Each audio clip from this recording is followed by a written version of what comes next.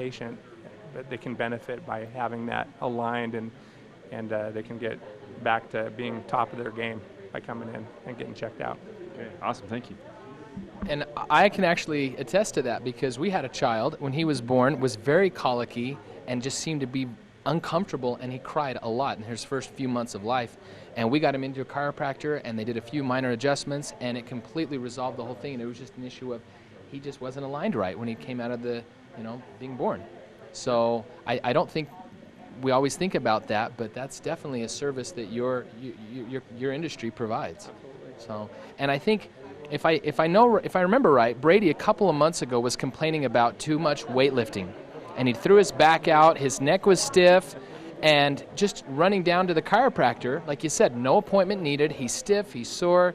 You can come in and get adjusted. If I'm out moving boxes or lifting hay bales and I feel just a little stiff or just out of alignment, you can run right in, no appointment necessary, and be taken care of. Absolutely. So it takes a little bit longer for your initial visit. So when you come in, you're going to have to fill out a little paperwork to give our doctors a little history of what your circumstances are, if there's any serious injuries that have occurred in your past that they should be aware of. So your first visit, you can plan on maybe being here about 30 minutes. But after you've been had filled out our intake forms, you can be in and out in as little as about 5 minutes. Wow. Depending on how busy we are. All right, Brady, no more excuses. When you're stiff after your weightlifting sessions, get down here. So, Mike, how do we get a hold of you? So our phone number here is 801-894-9110. We're on the web at www.thejoint.com, and you can reach us on Facebook at The Joint Spanish Fork. Also, like The Joint Spanish Fork on Facebook. What's your gas station next to the Teriyaki Grill, and it's 409 East 1000 North in Spanish Fork. Tell me, I really like ice cream. I really like BYU ice cream, so I love BYU ice cream. Other ice creams, okay, but no, tell us really quickly, what do you have going on here with ice cream party? So on the 22nd, Saturday the 22nd, we're having a BYU ice cream social here at the Joint, and what we're going to do is give away free ice cream, and we're going to give away some free adjustments to anybody that comes down and welcomes us to the community. Okay. All right. What was the day again and the time? The 22nd. It's Saturday the 22nd at 11 a.m. is when we're going to do the celebration. All right. Well, we want to thank everybody who was able to participate in our ribbon cutting today. Mike, thank you for having us. Welcome to the Chamber of Commerce. We look forward to success here and a great future. We want to thank Channel 17, who's broadcasting our event today. And we want to also thank Costco, who provided the cake. It was great. Thank you. We hope you all have a great day.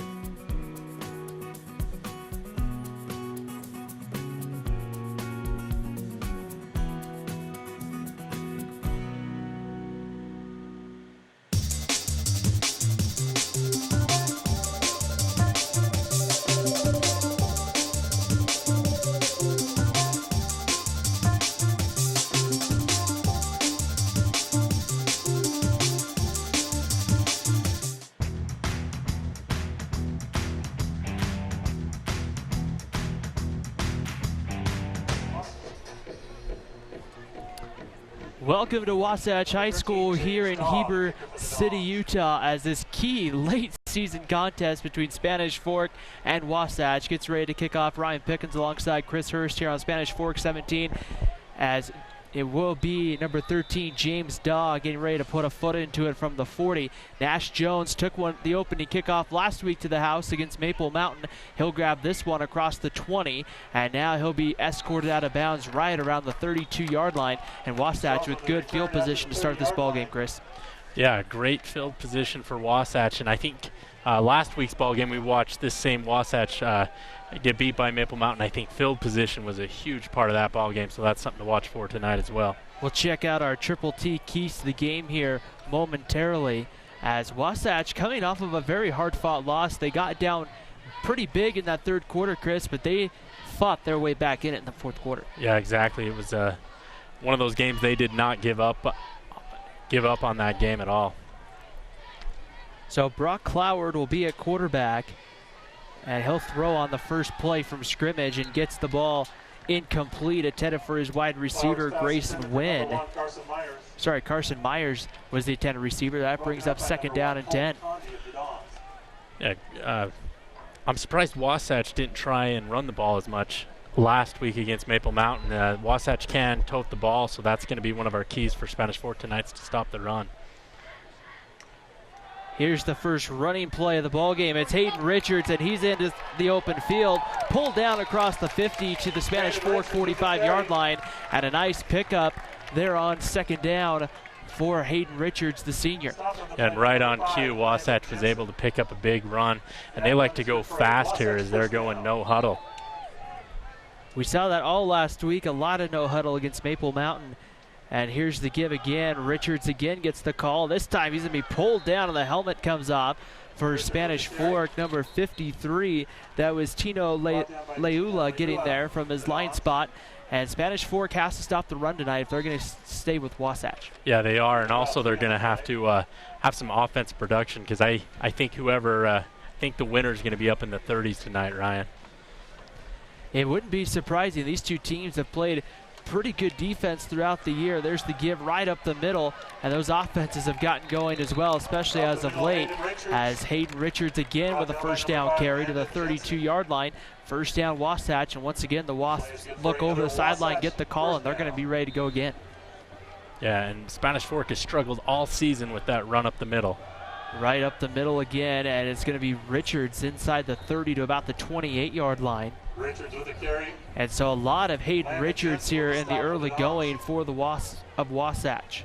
And Ryan, we need to talk about how critical this matchup is. Both teams are tied in Region 8 play at 1-3, and there's for that 4th spot. This is a critical matchup for the playoff seedings. Spanish Fork next week, they have Payson on their senior night. And then Wasatch is up at Uinta. It's their senior night tonight, as Ryan and Ari are making our senior night tour. We're gonna number 75, false start on the offense.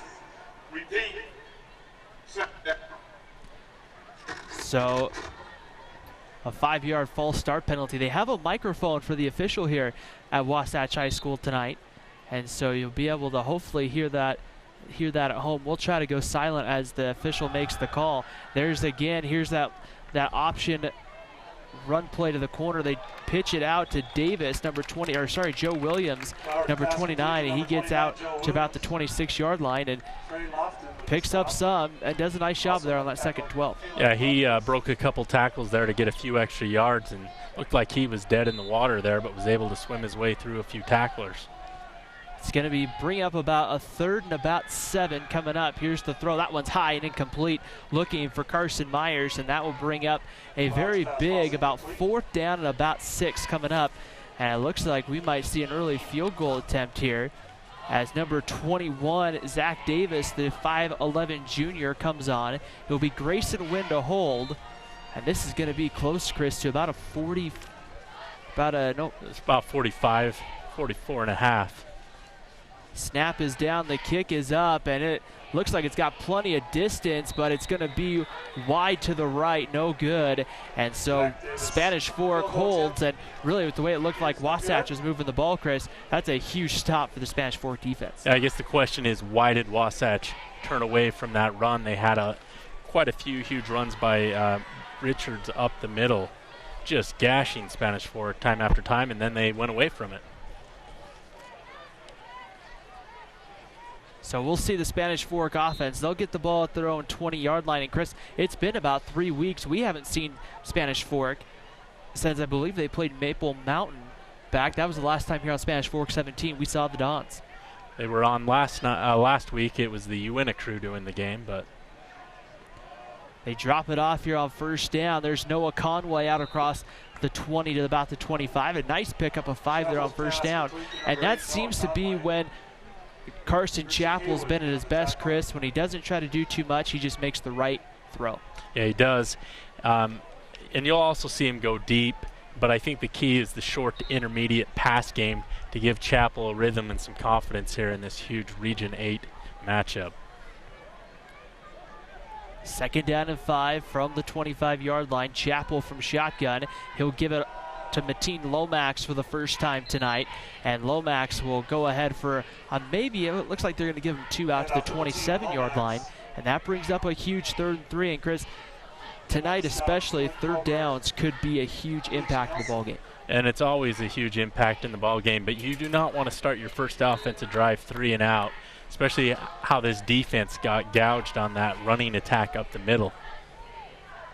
Spanish Fork will spread the field here. They got, looks like 4 wide receivers and a single back in the backfield. Wasatch almost jumps there on the end. Chappell back to throw, takes the short route, has his man. It's going to be complete, good enough for a 1st down, as it's, incomplete, looking for Saili, and that brings up 4th down. Yeah, great pressure that time. That disrupted the timing of that pass pattern as Brock Cloward came in and rocked Chappell, and he knocked over Mateen Lomax at the same time.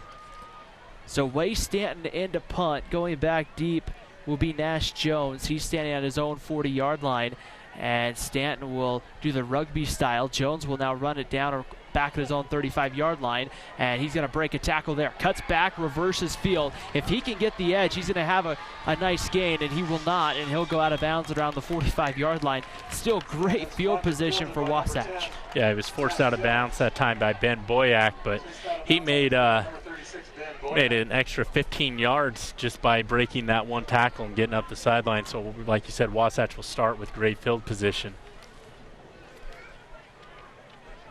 The second drive for Wasatch, if you're just tuning in, Hayden Richards had a great start to the ball game, so a couple of nice runs, but then, as Chris pointed out, Wasatch kind of changed it up a little bit, went with the passing game, and that kind of changed the offense.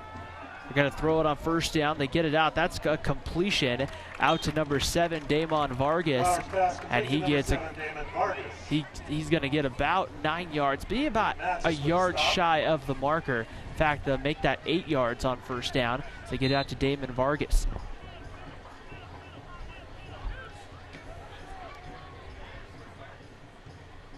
Cloward gives it right up the middle. Richards has the 1st down inside the 40 to the 38-yard line. Once again, we've seen Hayden Richards be able to get 5-6 yards almost at will here on the first couple of drives. Yeah, he picked up a huge gain that play. And Spanish Fork is playing a cover 2 defense here with the safeties pretty far deep in the coverage. Play action fake. They get it out to Vargas again. He breaks the he makes the man miss and gets to the 31-yard line. It looks like the ball might have came out at the end. Spanish Fork says they have it, but I think they're going to say he was down before that ball came out. So Vargas gets down the 31-yard line. So they like that run up with Richards, Chris, and then they like to do that kind of play action out. Well, and it seemed like last week Maple Mountain was playing a lot of man coverage, and they had a lot of press coverage at time that prevented that, and also their safeties were playing up to the run. Now the risk was you could get beat deep, but they didn't for the most part. Cloward from kind of the pistol formation. It's Haywood, the deep back, and Cloward's going to keep it. He's going to get the marker and more. He's down to the 20, tripped up from behind. It was number 55 for the Dons getting there to trip him up. That was Gavin Campbell from his defensive line spot, and another 1st down inside the 20. And Wasatch is running the ball very effectively, and they run that quarterback option where he has the option to hand off to the running back or keep it himself. Here's the give right up the middle, this time going nowhere, as I believe that was Richie Haywood on the carry, and it was, and he maybe got back to the line of scrimmage, it looks like they're going to say. Brings up a 2nd and about 10. A great job by that interior, making sure that running play went nowhere. 2nd down and 10. Here's the kind of the screen out, making a man miss. I believe that's number 1, Carson Myers, and Myers down to about the 9-yard line. It's going to be good enough for bring up a 3rd and 1 here. And if you're Wasatch, Chris, this is a great opportunity early on in the ball game to try to get in the end zone. It is, and they are running a lot of run and pass option plays here on this drive. Cloward ready to go. Here's another option. He'll keep it. Makes a man miss. Still on his feet at the 5, looking for the end zone. He's going to be short, but he's down to about the 1-yard line. And right there, Spanish Fork had a shot to bring him down, Chris, but Brock Cloward found a way to break the tackle. Yeah, and these Wasatch guys are slippery tonight. We've seen them break quite a few tackles early on. and Spanish Fork has to do a better job of wrapping up the ball carriers. First and goal from the 1. It's going to be Richards, the deep back. He gets the call. Touchdown, Wasatch. And with 5:56 to go in the first quarter, the Wasps go up 6-0 on Hayden Richards' first touchdown of the night, the senior running back. And not the way you want to start for Spanish Fork. Right, and I think it's going to be a tough matchup for Spanish Fork tonight because Wasatch can run the ball, and Spanish Fork has struggled at times, especially earlier when we saw them against Skyline at defending the run. Extra point is up and good for Zach Davis. And with 5:56 to go in the first quarter, 7-0 Wasps. Let's take a moment here to thank our sponsors for making this broadcast possible here tonight on Spanish Fork 17.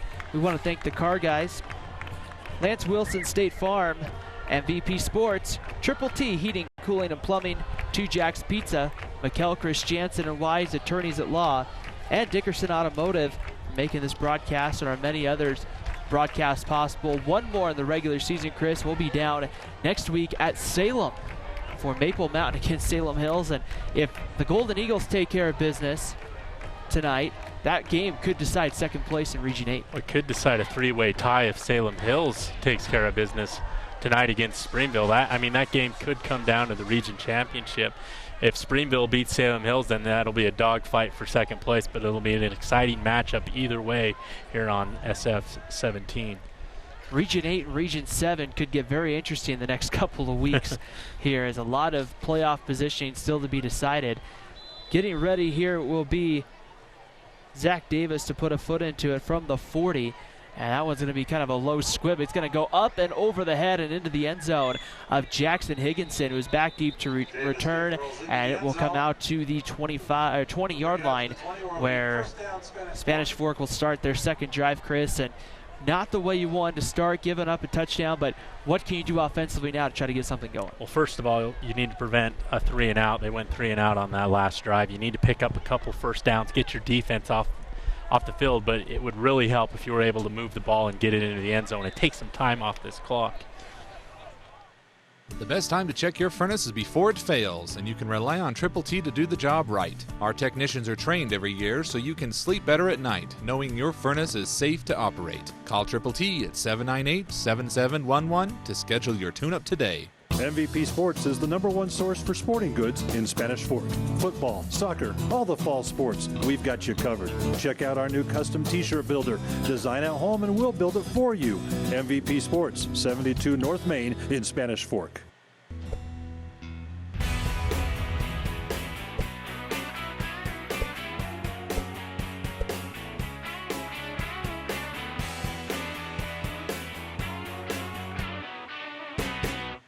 Hi, welcome to Two Jacks Pizza.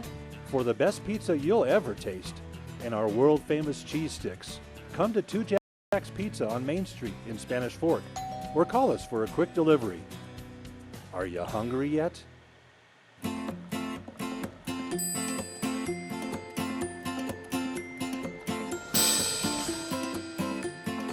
In Spanish Fork, see your good neighbor State Farm agent Lance Wilson for your insurance and financial needs. Need a new car or truck? The Car Guys has the best selection of used vehicles at the best prices in Spanish Fork. The Car Guys know their automobiles to get you the best car for your needs and your budget. The Car Guys at 872 North Main in Spanish Fork. Carson Chappell from shotgun on first down, drops back to throw. Finds his man, that's Wade Stanton. He makes the man miss, and he's going to pick up a nice 5 yards on first down. And we saw Maple Mountain last week, Chris, really do a lot of those kind of curl routes and let Dawson Butler go to work. Have to kind of wonder if maybe Spanish Fork might not do the same with Higginson and with Stanton and some of those wide receivers. Just get in the hands of your playmakers. Right, make Wasatch respect some of those shorter routes, and then once they creep up, go over the top on them. Jackson Higginson to the top of your screen at home. Chappell back to throw. They're going to throw that short intermediate route to Higginson. He's going to make the catch for a first down across the 32-yard line, and that's going to be a first down for Spanish Fork. So, Chris, just what you talked about, a couple of easy throws to get Chappell in motion and then just kind of continue on with the offense. Yeah, continue on. I think they need to mix in the run here a little bit as well just to keep Wasatch honest, but Wasatch is playing quite a few yards off, and they looks like they almost are running a cover 4 or cover 6 at times. Here's Mateen Lomax right up the middle. He breaks free, and he's going to get pulled down at the 40-yard line. A nice pickup of 7. Like to see Mateen Lomax have a great ball game. He started the year off against Mountain View back in week 1 and had himself a great ball game, and kind of continued it a little bit against Skyline week 2, but just couldn't get enough going for Spanish Fork. Right, and one of the issues that both Spanish Fork's running backs have had is ball security, so that's something Mateen Lomax needs to do, is make sure he hangs onto that ball as well. 2nd down and 2, back to throw. Lomax keeps it. He's immediately hit in the backfield and dropped. They're going to, looks like, give him some forward progress where he's only going to lose maybe 3 on the play. And that might have been a very favorable spot right there, Chris. Yeah, and the Wasatch defender came in with a head of steam that time, and Mateen Lomax had nowhere to go. 3rd down and 6. I was going to say, somebody probably missed a block there. Be a huge 3rd and 6. Spanish Fork needs the 42-yard line to convert here. Chappell to throw, puts it off in the flat. That's complete. Breaking 1 tackle, but couldn't break the 2nd one, was Tyler Christensen, the senior tight end, and that's going to bring up 4th down. And it looks like once again we'll see Way Stanton come on to punt. Nash Jones will head back to receive. Yeah, so with 3:53 to go here in the first quarter, Wasatch leads 7-0. Had a couple of productive offensive drives in great field position, and Spanish Fork's offense has only picked up the 1 first down so far. Way Stanton on to punt. He's standing back right now, and it looks like some movement up front, and they will finally blow the play dead. They didn't look like they were going to blow it dead at first, and then they decide to. We'll listen in here to our head referee tonight as he'll make the call here for us on Spanish Fork 17. As we're just about ready for it here. The gunner that time, Hess, just got a little head of steam that time, and they'll move the ball back 5 yards.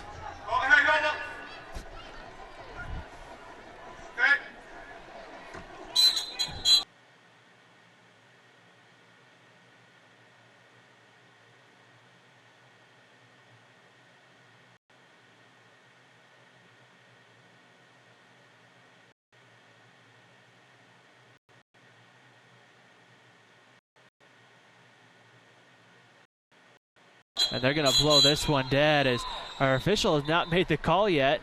And Spanish Fork, everybody just lined up. And he's mic'd live, so we'll hear this conversation possibly.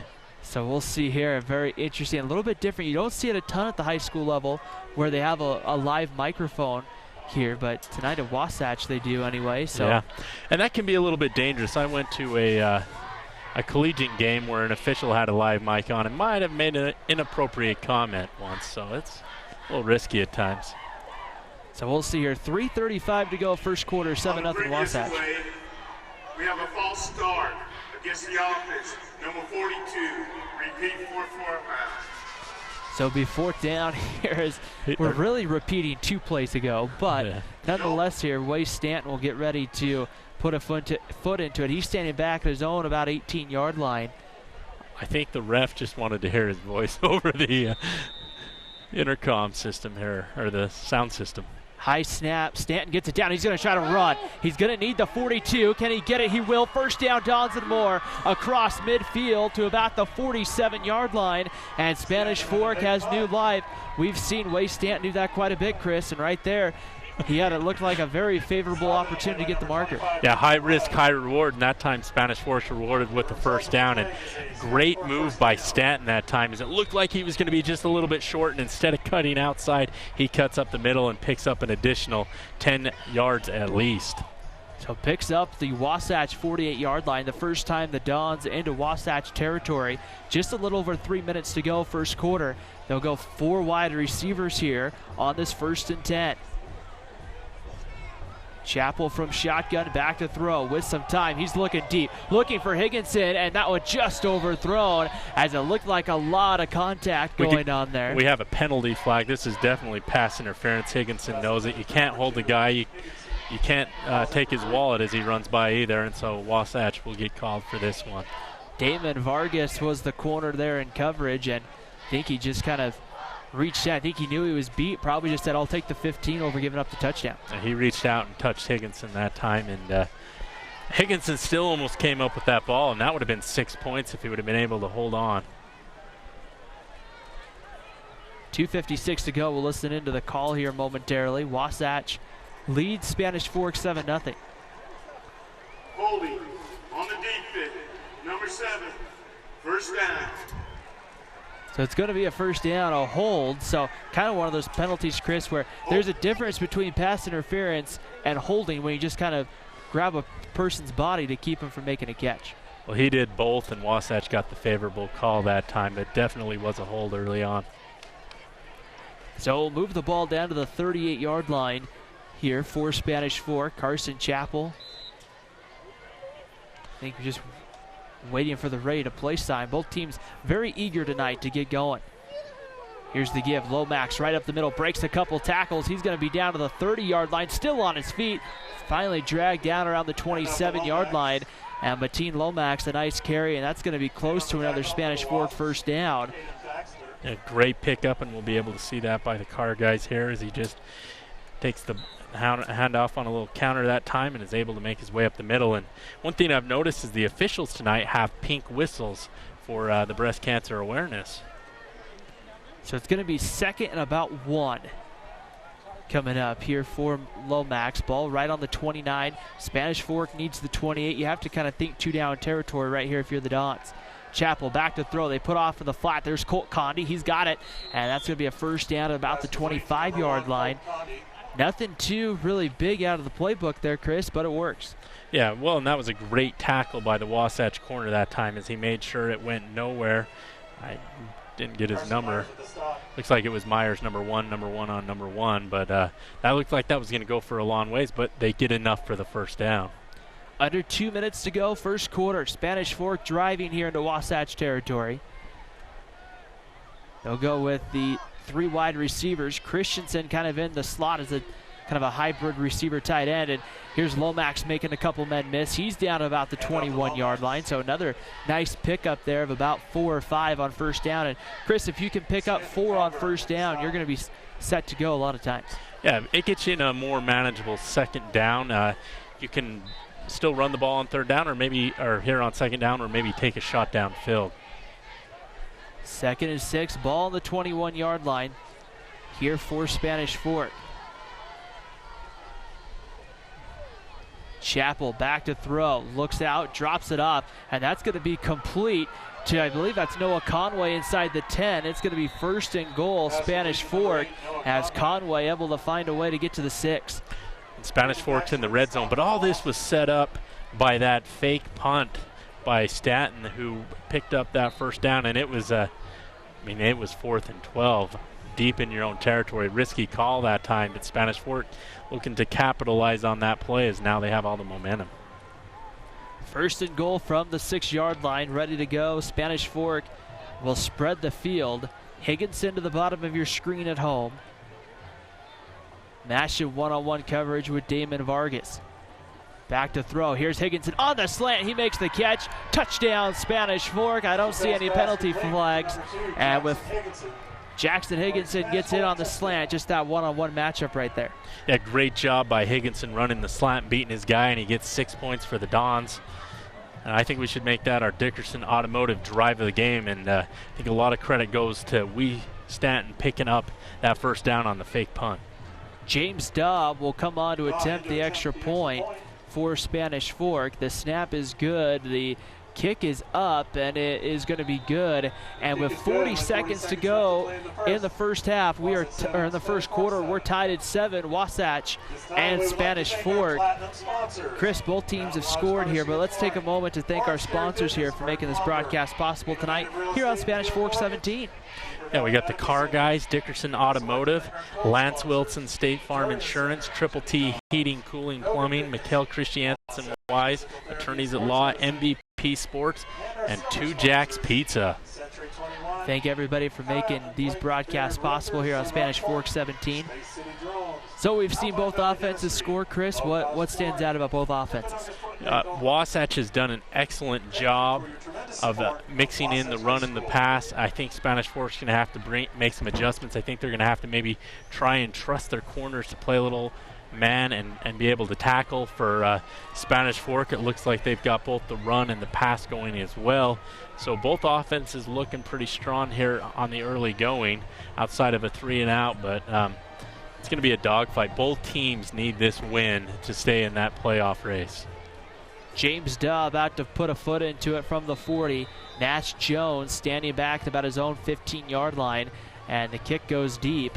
And they kick it away from Jones. Carson Myers can't handle it. It's picked up by Jones at about the 18. And Spanish Fork's Colt Condi right there to make the stop right around the 20-yard line. And so a huge defensive stop there. Nice job by keeping the return game for Wasatch in check. Yeah, great job of multiple guys getting down there in a hurry. Obviously, the fumble disrupted the timing there.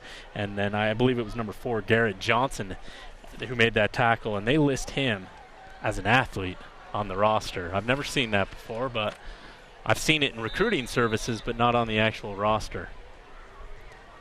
First down and 10, ball on the 20. Here's the give right up the middle, and getting a few yards. The pile still being moved around the 24-yard line, and Hayden Richards was on the carry. And Spanish Fork gives up 4 or 5 that time, but considering some of the runs they've given up earlier, you might live with that at this time. 10 seconds on the game clock here in the first quarter. This will probably be the final play here of the quarter. Cloward from shotgun. He's got to hurry, get 2 on the game clock, and they won't get it off. So we've ended the first quarter here from Wasatch High School. At the end of 1, we're tied at 7. Wasatch and Spanish Fork. You're watching high school football here on Spanish Fork 17. The best time to check your furnace is before it fails, and you can rely on Triple T to do the job right. Our technicians are trained every year so you can sleep better at night, knowing your furnace is safe to operate. Call Triple T at 798-7711 to schedule your tune-up today. MVP Sports is the #1 source for sporting goods in Spanish Fork. Football, soccer, all the fall sports, we've got you covered. Check out our new custom t-shirt builder. Design at home and we'll build it for you. MVP Sports, 72 North Main in Spanish Fork.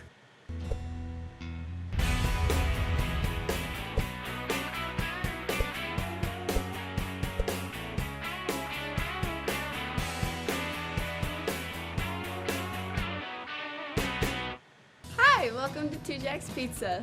For the best pizza you'll ever taste and our world-famous cheese sticks, come to Two Jacks Pizza on Main Street in Spanish Fork, or call us for a quick delivery. Are you hungry yet?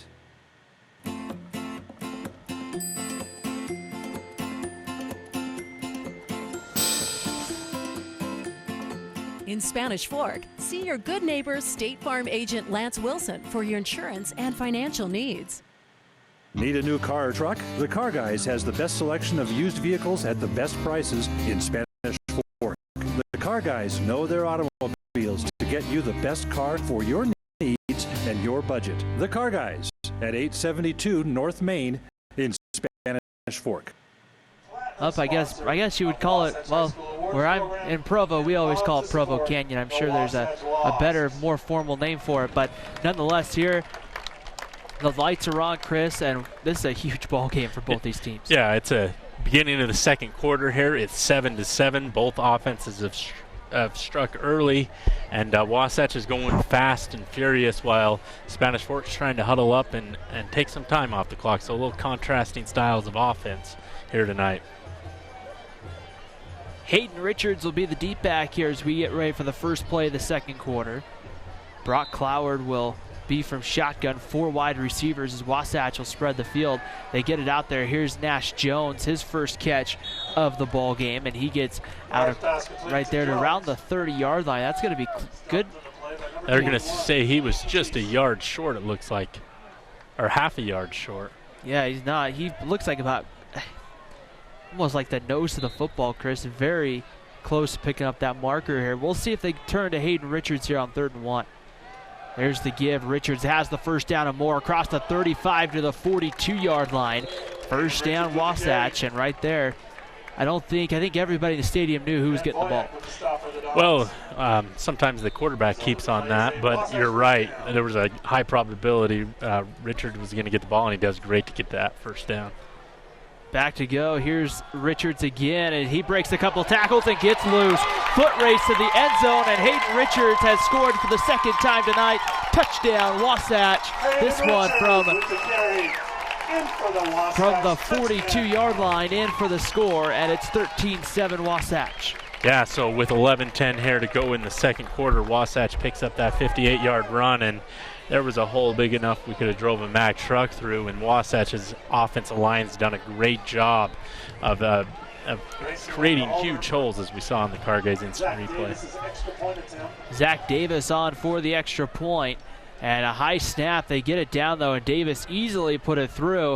In fact, I think that one completely left the fence around the stadium.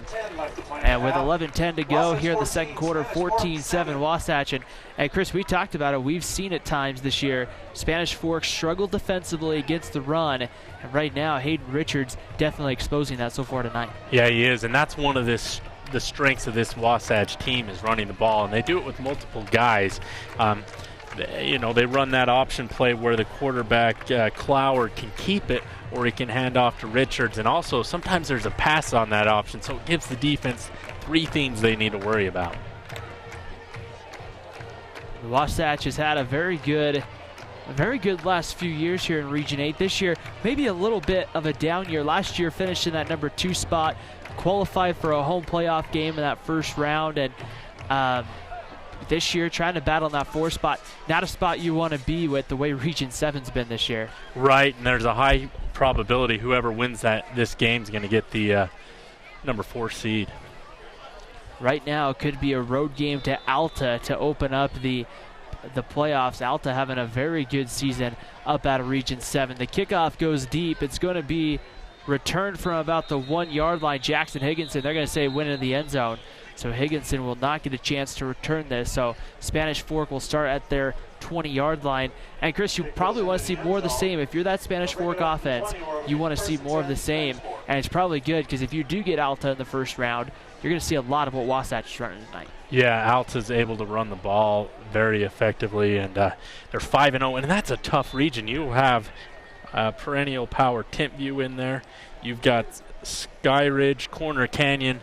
4 very tough teams will be entering the playoffs from that region. You know it's a tough region when Timpview might have to go on the road in the first round. That pass going to go incomplete. James Daw and Wade Stanton were right in the vicinity, but neither one were able to get to it as he just kind of threw it behind both of them, and now that's going to bring up a 2nd down and 10.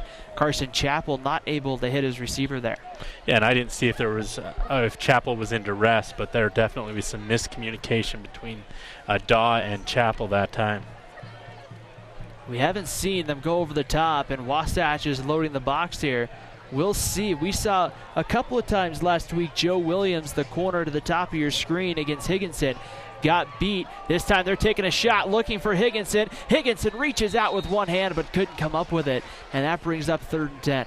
Yeah, and Williams has got to be careful because he stuck his hand on there. I think what saved him is he looked for the ball that time, and the officials let that one go. So 3rd down and 10 now. Spanish Fork definitely in a passing situation here. Carson Chappell has done good on for the most part tonight, Chris, of those short routes. It's been those deep and intermediate routes he just hasn't been able to hit here up into this point of the ball game. Right, and those routes are open for the most part, but Higginson's got to do a little bit better job of getting some separation on those deep passes. Single back set, 3 wide receivers. Back to throw, looking for that intermediate throw. Has a man. That's Stanton. A flag comes in. Stanton's probably right at the marker. We'll see what the penalty's for with 10:53 to go in the second quarter. It's a 14-7 lead for Wasatch. And we'll see here, Chris. I couldn't see anything on the Cargay's instant replay. Well, I think number 7 for Wasatch, Vargas, was tackling Stanton before the ball got there, but very tight coverage that time by Wasatch. And Chappell did a great job of threading the needle that time. Oh, it looks like it might be on Spanish Fork here. We'll see here. There's still no calls. The Dons are ready to break the huddle again. And now they're going over to talk to the talked to Preston Parrish, I believe, over on the Spanish Fork sideline. I think everybody's kind of wondering what the call is for at this point. We've had this a couple of times tonight, Chris, where the officials have taken a couple of seconds to make sure, I don't know, make sure they have the right call or the right player, but yeah, communication's the key to success, and they're definitely communicating right now to try and make a successful call, I guess. So we'll take a moment here as they'll have another conversation. Chris, so Region 8, Region 7 matched up right now. The number 4 out of Region 7 would get the Region 8 champion. Now we're getting ready here for the call here from our official. And it looks like it's going to be a first down for Spanish Fork. Either way, they've moved the chains. Holding on the defense, number 10, decline. Here we go. So they declined the penalty, so it's a first down for Spanish Fork nonetheless, as they get Nash Jones on the holding call. And now it's going to be 1st and 10 from the 30. I think they're just waiting here for the ready to play. Carson Chappell turning back to the official here, and now they'll get the ready to play here from our white hat tonight. 3 receivers back to throw, and here's Lomax. Gonna move the pile. Lomax, not an easy guy to bring down. Picks up around 3, maybe 4 on first down. And again, Chris, he'll take 4 yards every carry if you can get it from Lomax. Yeah, and it looks like they're going to give him 5, almost 5 that time. And Lomax, the center of gravity is so low. He's like a little bulldog out there, and it's very tough to bring those guys down. Almost a bowling ball. Shotgun set, ready to go. Chappell has Lomax in the backfield. Back to throw. Here's the out route, looking for in and out of the hands of Saili again. Had that one square in his hands. It just went through him, and now that's going to bring up a 3rd and 6. Saili, throughout his Spanish Fork career, Chris, has had at times a hard time catching the ball. He has, but he's made some big catches for touchdowns for this team, so I wouldn't go away from him quite yet. But you're right, but he's great safety as well, and maybe that's why they focus putting him on the defensive side of the ball.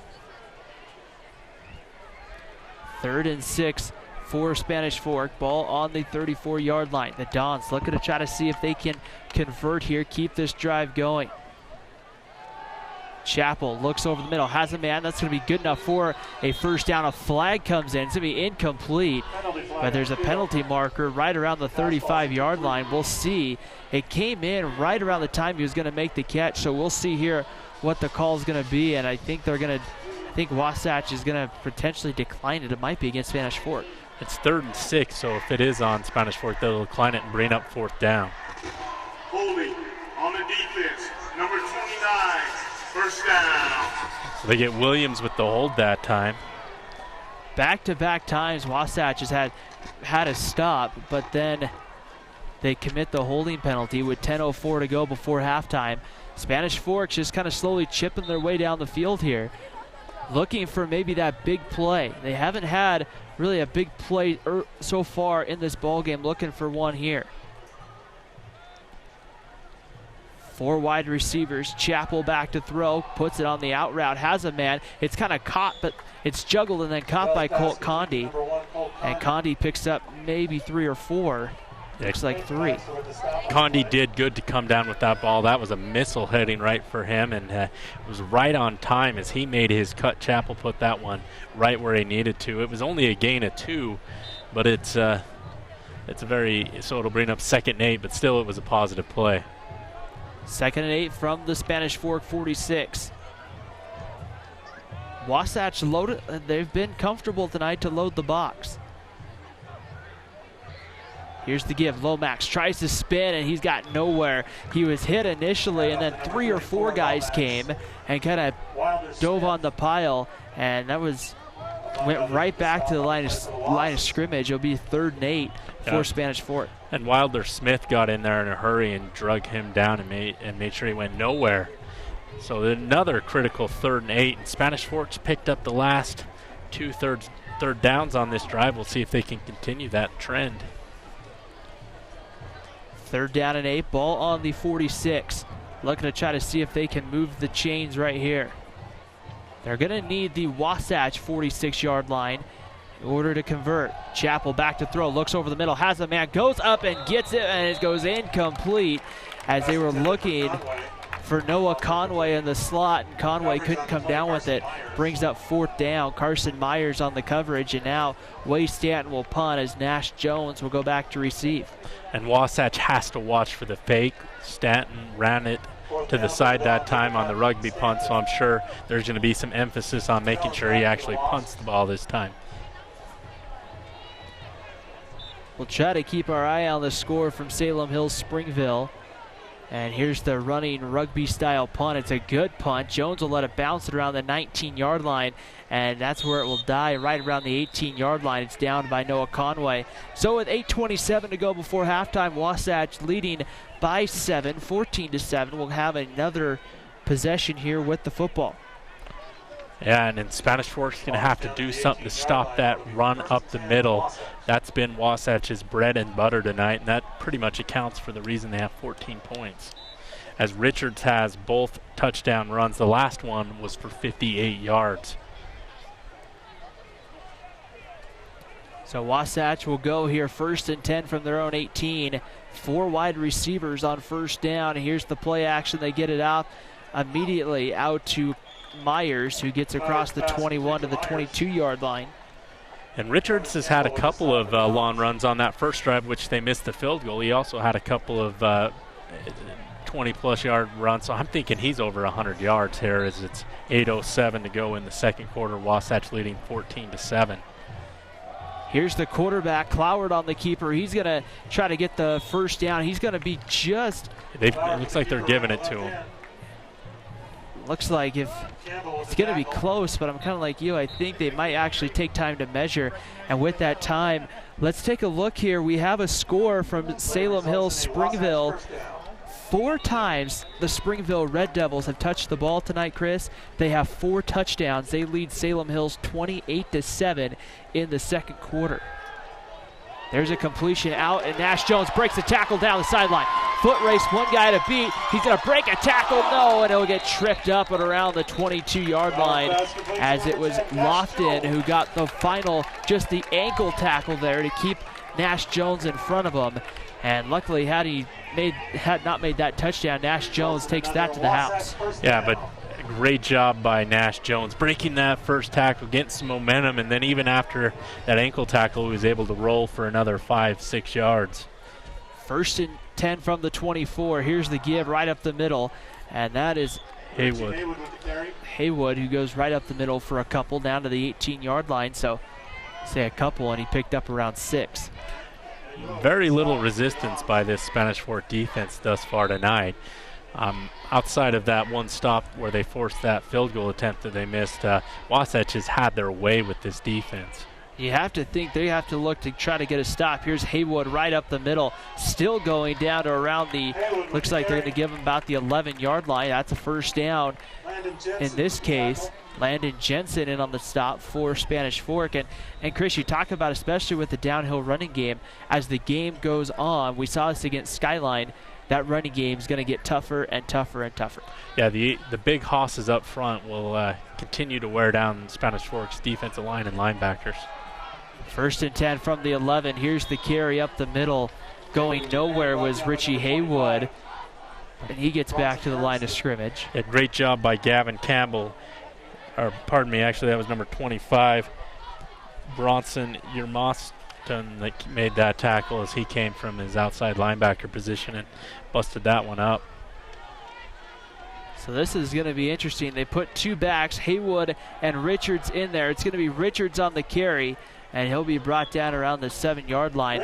Hayden Richards with 2 touchdowns already on the ball game, one from about 1 yard out and the other from about 58 yards out.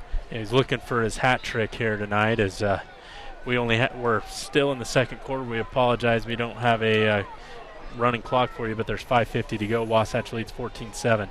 Cloward pulls it out. He's going to look to the end zone, looks back of the end zone, has a man in and out of the hands. In that case, the intended receiver, it was 81.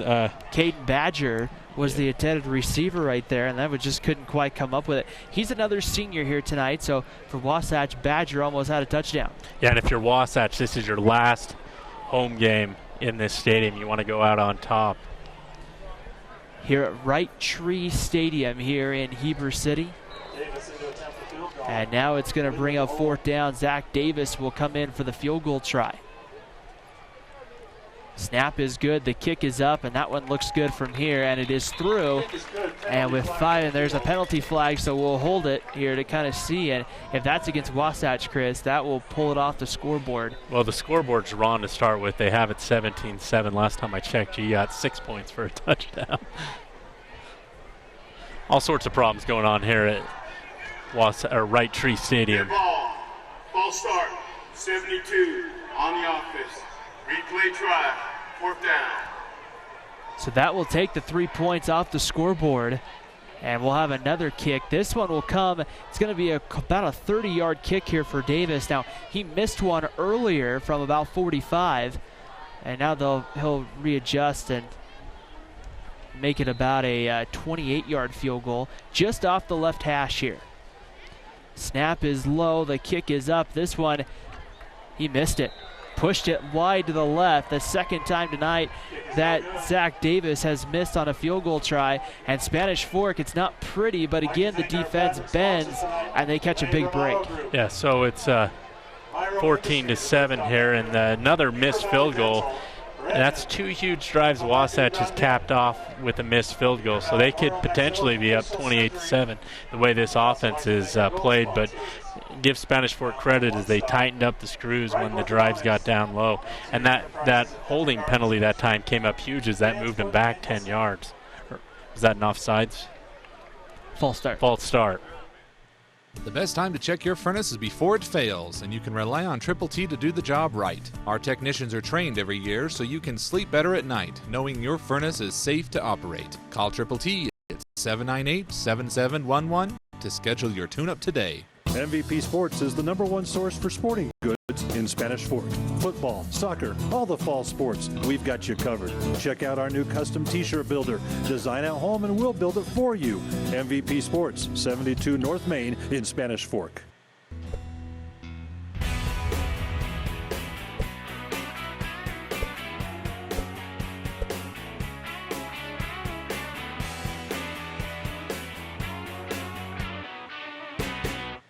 Hi, welcome to Two Jacks Pizza.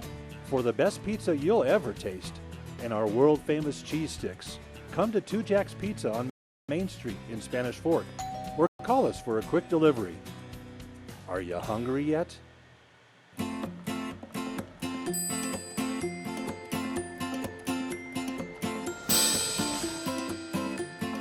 In Spanish Fork, see your good neighbor State Farm agent Lance Wilson for your insurance and financial needs. Need a new car or truck? The Car Guys has the best selection of used vehicles at the best prices in Spanish Fork. The Car Guys know their automobiles to get you the best car for your needs and your budget. The Car Guys at 872 North Main in Spanish Fork. 5:33 to go before halftime as Spanish Fork in a position here where some points would be huge. Back to throw, Chappell steps up. He's gonna have enough for the first down across the 30, and he took a pretty good hit there. Nice wrap up there by the Wasps as he got hit across the 30-yard line. I think that was Myers that met him that time, but great job by Chappell recognizing that he could get a few yards up the middle, and he is not usually the guy, the scrambling type quarterback, but Spanish Fork will take it. Carson Myers got in on the stop there. So it'll be a first down for Spanish Fork across the 31-yard line. 3 wide receivers. Back to throw with some time. Looking over the middle, has a man in the flat, wide open is Way Stanton. He makes the catch and tries to make a couple men miss, but he's brought down to 38. So a nice pickup of 7, and with under 5 minutes to go before halftime, a big opportunity for Spanish Fork, Chris, to melt clock, but also come away with points. Yeah, I think it's critical for Spanish Fork to take a few more minutes off this clock. I mean, if you can take all 4:40 of it here in the second quarter and score a touchdown, that would be ideal. The Dons have all 3 of their timeouts as they'll give it here, and that ball comes loose. Wasatch is going to fall on it back at around the 30-yard line, and so the first turnover of the ball game goes to Wasatch as Weiler Smith recovers the fumble, and Wasatch now in an opportunity, Chris, where they can maybe get those 3 points and more back. Yeah, and they have great field position inside the 30. They have a kicker where they probably could line up and at least attempt one if it's centered. I think what really threw them off on that last field goal attempt is it was on the left hash mark. And that can be a tough kick for really any kicker. Especially in the high school where the splits are about as wide as they can be. 3 wide receivers back to throw. They're going to take a shot deep. Cloward has a man one-on-one over the top, and it is caught. Touchdown, Wasatch. And this one goes. That's Wynn. Grayson Wynn, number 2, makes the touchdown grab, and Wasatch gets those 3 points back, and they add another 4 on the board. It's 20-7. Sorry, they add another 3. So it's 20-7 after the missed field goal. Works out well. So here's Zach Davis for the extra point. Yeah, great call by the Wasatch staff as they went straight first at Spanish Fork's defense after that huge turnover. And the extra point is through, and with 4:22 to go before halftime, it is 21-7 in favor of Wasatch. Spanish Fork, I think, kind of in an early must-score situation. Maybe not must-score, but they do get the ball to open the third quarter. Let's take a moment here to thank our sponsors for making this broadcast possible. We want to thank Dickerson Automotive, Mikkel Christiansen, and Wise Attorneys at Law. 2 Jack's Pizza, Triple T Heating, Cooling, and Plumbing, MVP Sports, Lance Wilson State Farm, and our good friends at the Car Guys. We thank everybody for making this broadcast possible here tonight. As right now for Spanish Fork, in a position, Chris, where you find yourself now down 2 scores and you just turn the ball over, how do you bounce back? Well, I think first of all you've got to tell your running backs, and they both have had some trouble fumbling the ball this year, is, hey, we got to hang on to the ball. But you can't make a big play if you're fumbling it from the onset, so that's critical. And I think maybe try and take a shot downfield yourself and try and take back the momentum that you had earlier in the first quarter. Zach Davis will put a foot into it at the 40-yard line, and this kick goes deep, and Jackson Higginson will watch it go over his head in the end zone, and the ball will come out to the 20-yard line with 4:22 to go before the half here. Spanish Fork trails 21-7, as you still have a shot if you lose tonight, if you're either one of these teams, at the final the 4th spot in Region 8. It just gets a lot tougher because you got to start pulling for an upset. And really, you think of it maybe a little bit more of a must-win for Wasatch than it is for Spanish Fork. I don't know if Spanish Fork's going to lose to Payson, but you win as a very sneaky team. Yeah, you win, it could upset Wasatch, so Spanish Fork loses, but the problem is you don't have that tiebreaker. Here's Lomax on the carry again, and he's going to I think he lost a yard or 2. He's brought down. They're going to give him forward progress to the 20-yard line, and that brings up a 2nd down and 10. Yes, 2nd down and 10, and Wasatch's defense has played amazing tonight, and Maple Mountain is up on pace and 29-0 late in the second quarter. So it looks like that'll set up a huge matchup with Salem Hills next week for that 2nd place spot. Those 2 teams will come in tied. Winner gets the 2 spot. Chris, the loser gets the 3rd spot. A lot on the line, much less. It's a rivalry game nonetheless. Making a man miss and then sliding ahead out to across the 23-yard line, Carson Chappell. Pressure came right up the middle, and there was nobody there that picked up that block. Yeah, but credit great coverage downfield. Wasatch has done an amazing job of having tight coverage, and even some of the completions they've had, you couldn't ask your coverage guys to make a better play. It was just a great pass and catch by Spanish Fork. So it'll be 3rd and 7 from the 23, a definite pass situation, you would think, for the Dons. Looking to get the 30-yard line to move the chains. 3:06 on the game clock before the half. Back to throw with some time. Chappell steps up. He's going to have to put it down. He needs the 30. He's going to get the 30, and then he's leveled and dropped by Hayden Richards at around the 31-yard line. It's going to be a 1st down for Spanish Fork. Nonetheless, the Dons do have all 3 of their timeouts. still remaining here in the first half. Yeah, great job by Chappell scrambling, though, and he didn't slide. If he would have slid, I don't know if he would have got the first down necessarily, but at the same time, you've got to protect yourself and your throwing arm especially. Not a hit you want to take a lot, for sure, but Chappell does what it takes there to get the first down. Back to throw here on 1st and 10, looking deep.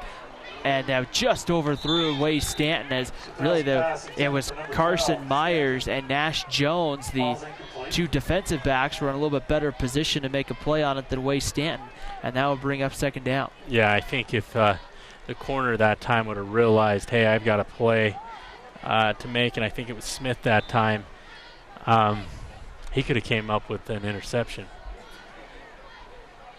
That number's 1-0 and the number 1-8 on the Wasatch uniforms.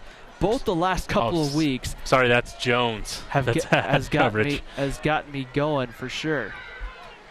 So I've had a difficult time with those two. Back to throw, looking for Stanton. That ball's tipped, and it's going to be intercepted.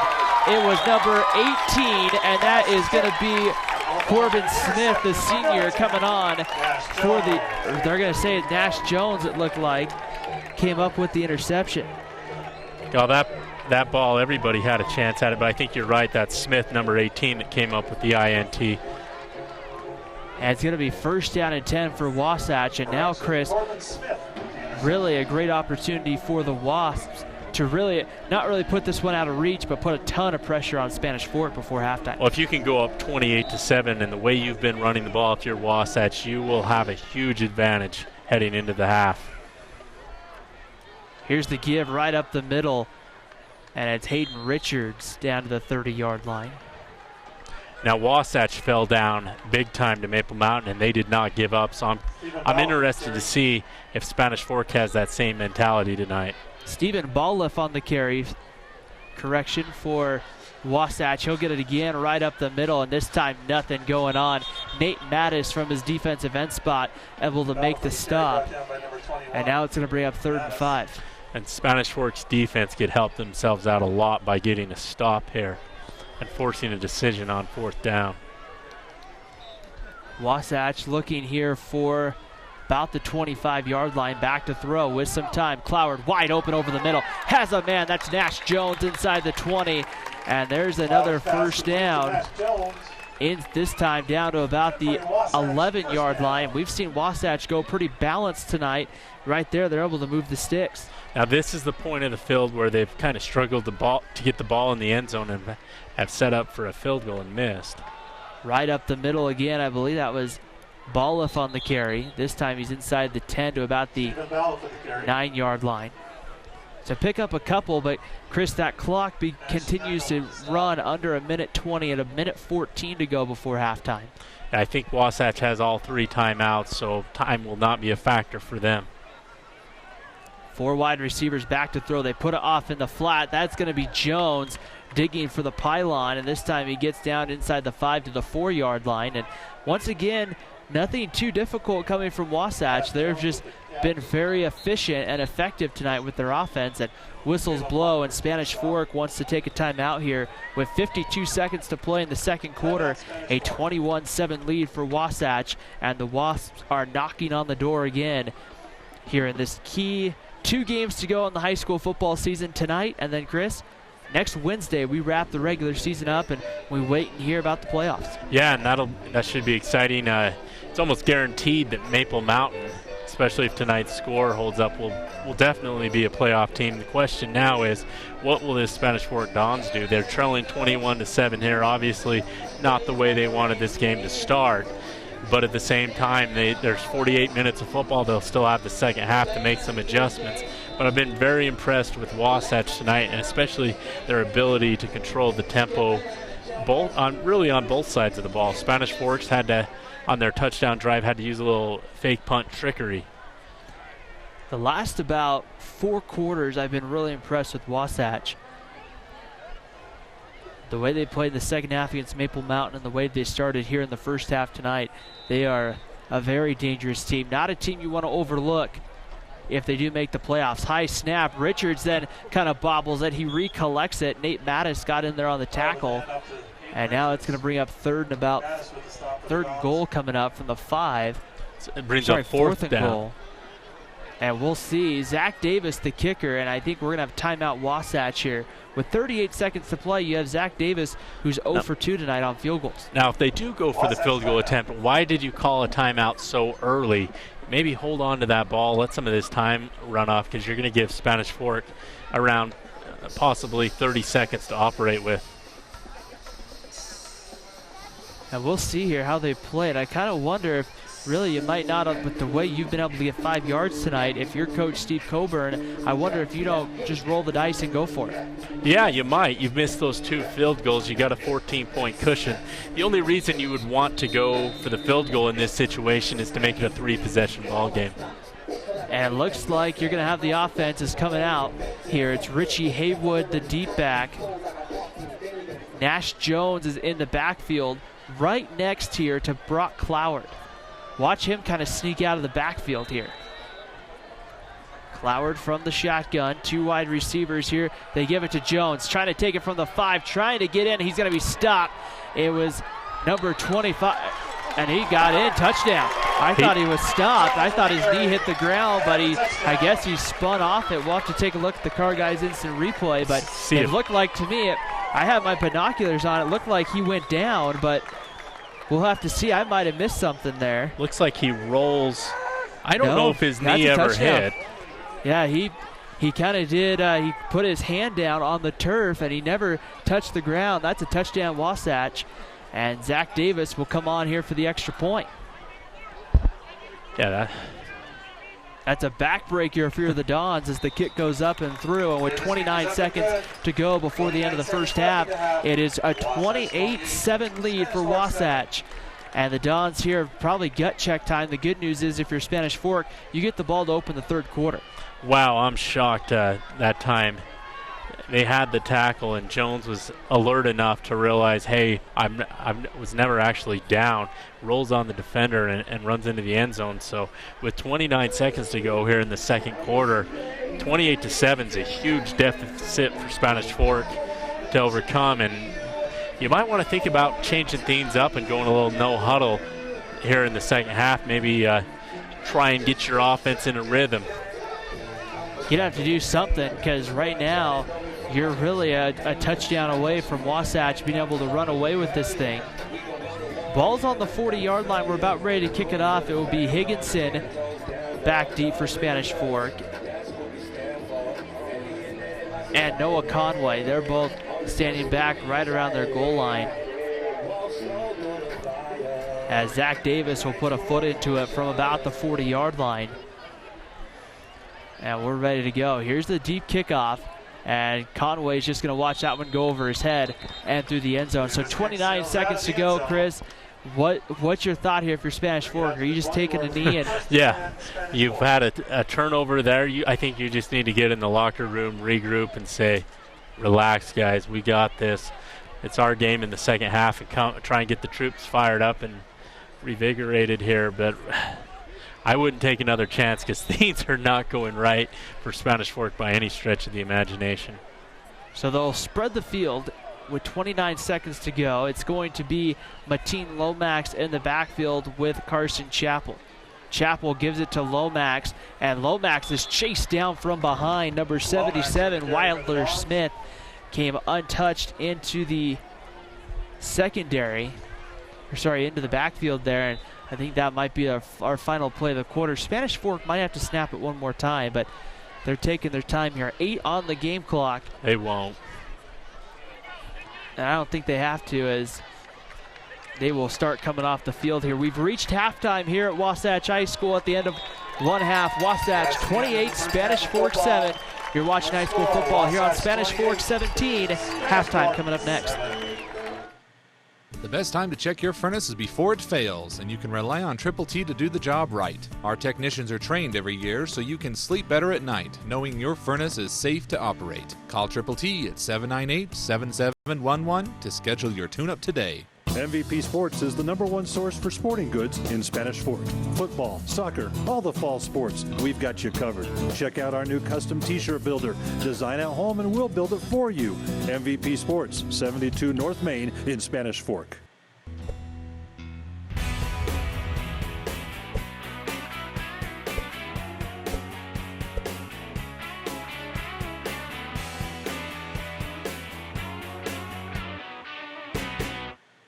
Hi, welcome to Two Jacks Pizza. For the best pizza you'll ever taste and our world-famous cheese sticks, come to Two Jacks Pizza on Main Street in Spanish Fork, or call us for a quick delivery. Are you hungry yet?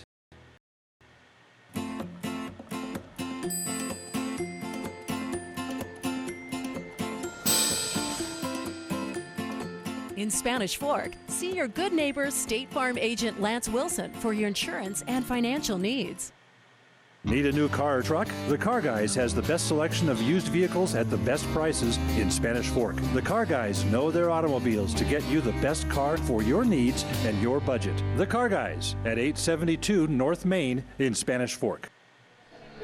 Back here at halftime on Spanish Fork 17, as it's a 28-7 lead for the Wasatch Wasps, as Wasatch has gotten a couple scores from Hayden Richards tonight to kind of lead that running game, and now we get ready here for halftime.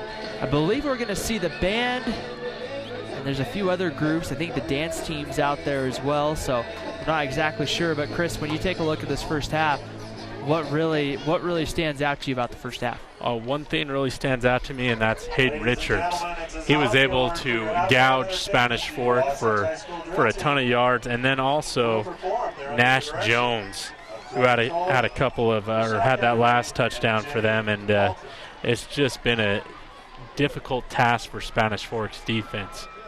So we got some zombies out here. So we'll kind of join the halftime here. It's Wasatch 28, Spanish Fork 7. You're watching high school football here on Spanish Fork 17, the Wasatch drill team.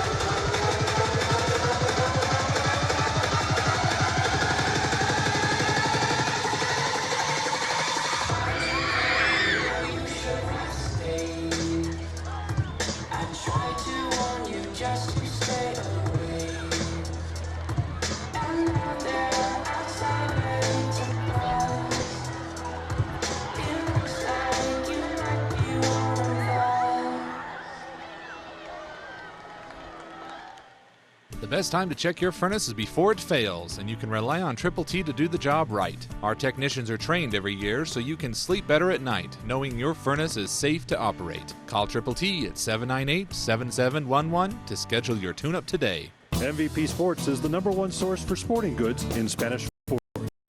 Check out our new custom t-shirt builder. Design at home and we'll build it for you. MVP Sports, 72 North Main in Spanish Fork.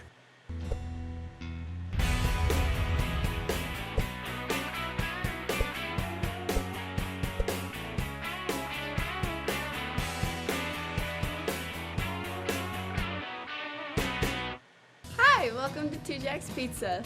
For the best pizza you'll ever taste and our world-famous cheese sticks, come to Two Jacks Pizza on Main Street in Spanish Fork. Hungry yet?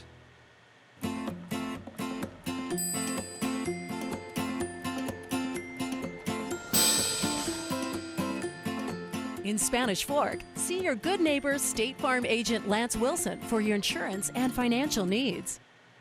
Need a new car or truck? The Car Guys has the best selection of used vehicles at the best prices in Spanish Fork. The Car Guys know their automobiles to get you the best car for your needs and your budget. The Car Guys at 872 North Main in Spanish Fork. Start of the second half here. Well, we're still at halftime, about 3 minutes to go before we start the second half here at Wasatch High School, where the Wasps lead the Spanish Fork Dons 28-7.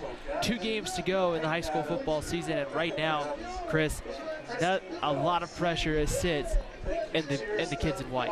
Yeah, the halftime theme for this show, we had some zombies at first, so that was pretty scary, and then the Incredibles with the marching band running out, and I'd say that pretty much describes the two teams.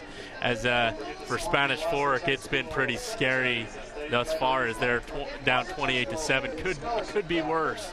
Wasatch has missed a couple of field goals here, and for Wasatch, it's just been an incredible performance. As obviously they want that win more than Spanish Fork to go 2-3 in region and have sole possession of that 4th place and that 4th playoff spot.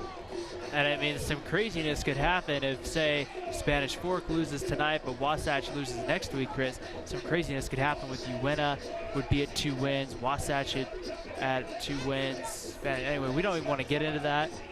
But let's take a moment here and thank our sponsors here for making this broadcast and our many other broadcasts possible. Yeah, we got the Car Guys, and they're sponsoring our instant replay. Dickerson Automotive with our drive of the game, and we called that our Spanish Fork's first drive of the game. Triple T Heating, Cooling, Plumbing with the keys of the game. Mikkel Christiansen Wise, attorneys at law, with our defensive assist of the game. Lance Wilson, State Farm, with an assist as well. MVP Sports, at the conclusion of the game, will name the MVP Sports Player of the game, and Two Jacks Pizza, because Two Jacks Pizza is just amazing. About 1:50 to go, Chris. Let's kind of recap that first half. Really went back and forth. Wasatch scored first with Hayden Richards. Spanish Fork came back after a nice long drive, like you said. The Dickerson Automotive drive tied it at 7, but then Wasatch 21 unanswered. Yeah, 21 answered points and 58 yard by Hayden Richards. Rayson Wynn also had a catch that I believe was over 50 yards as well. And then Nash Jones with the 6-yard touchdown run on the end around that time, and that's why Wasatch leads 28-7. And definitely, it's going to be a tall order, no doubt about it, if you're Spanish Fork. You just kind of get the feeling that defense is going to have to make a play to get the ball back here in the third quarter if they're going to have a shot. Yeah, I think if they're going to have a shot in this game, they're going to have to create some turnovers. They're going to have to play with a lot more passion on the defensive side of the ball. And the offense, I think, is going to have to play a little bit quicker and try and take back the momentum of this game, because Wasatch has all of the momentum at this point.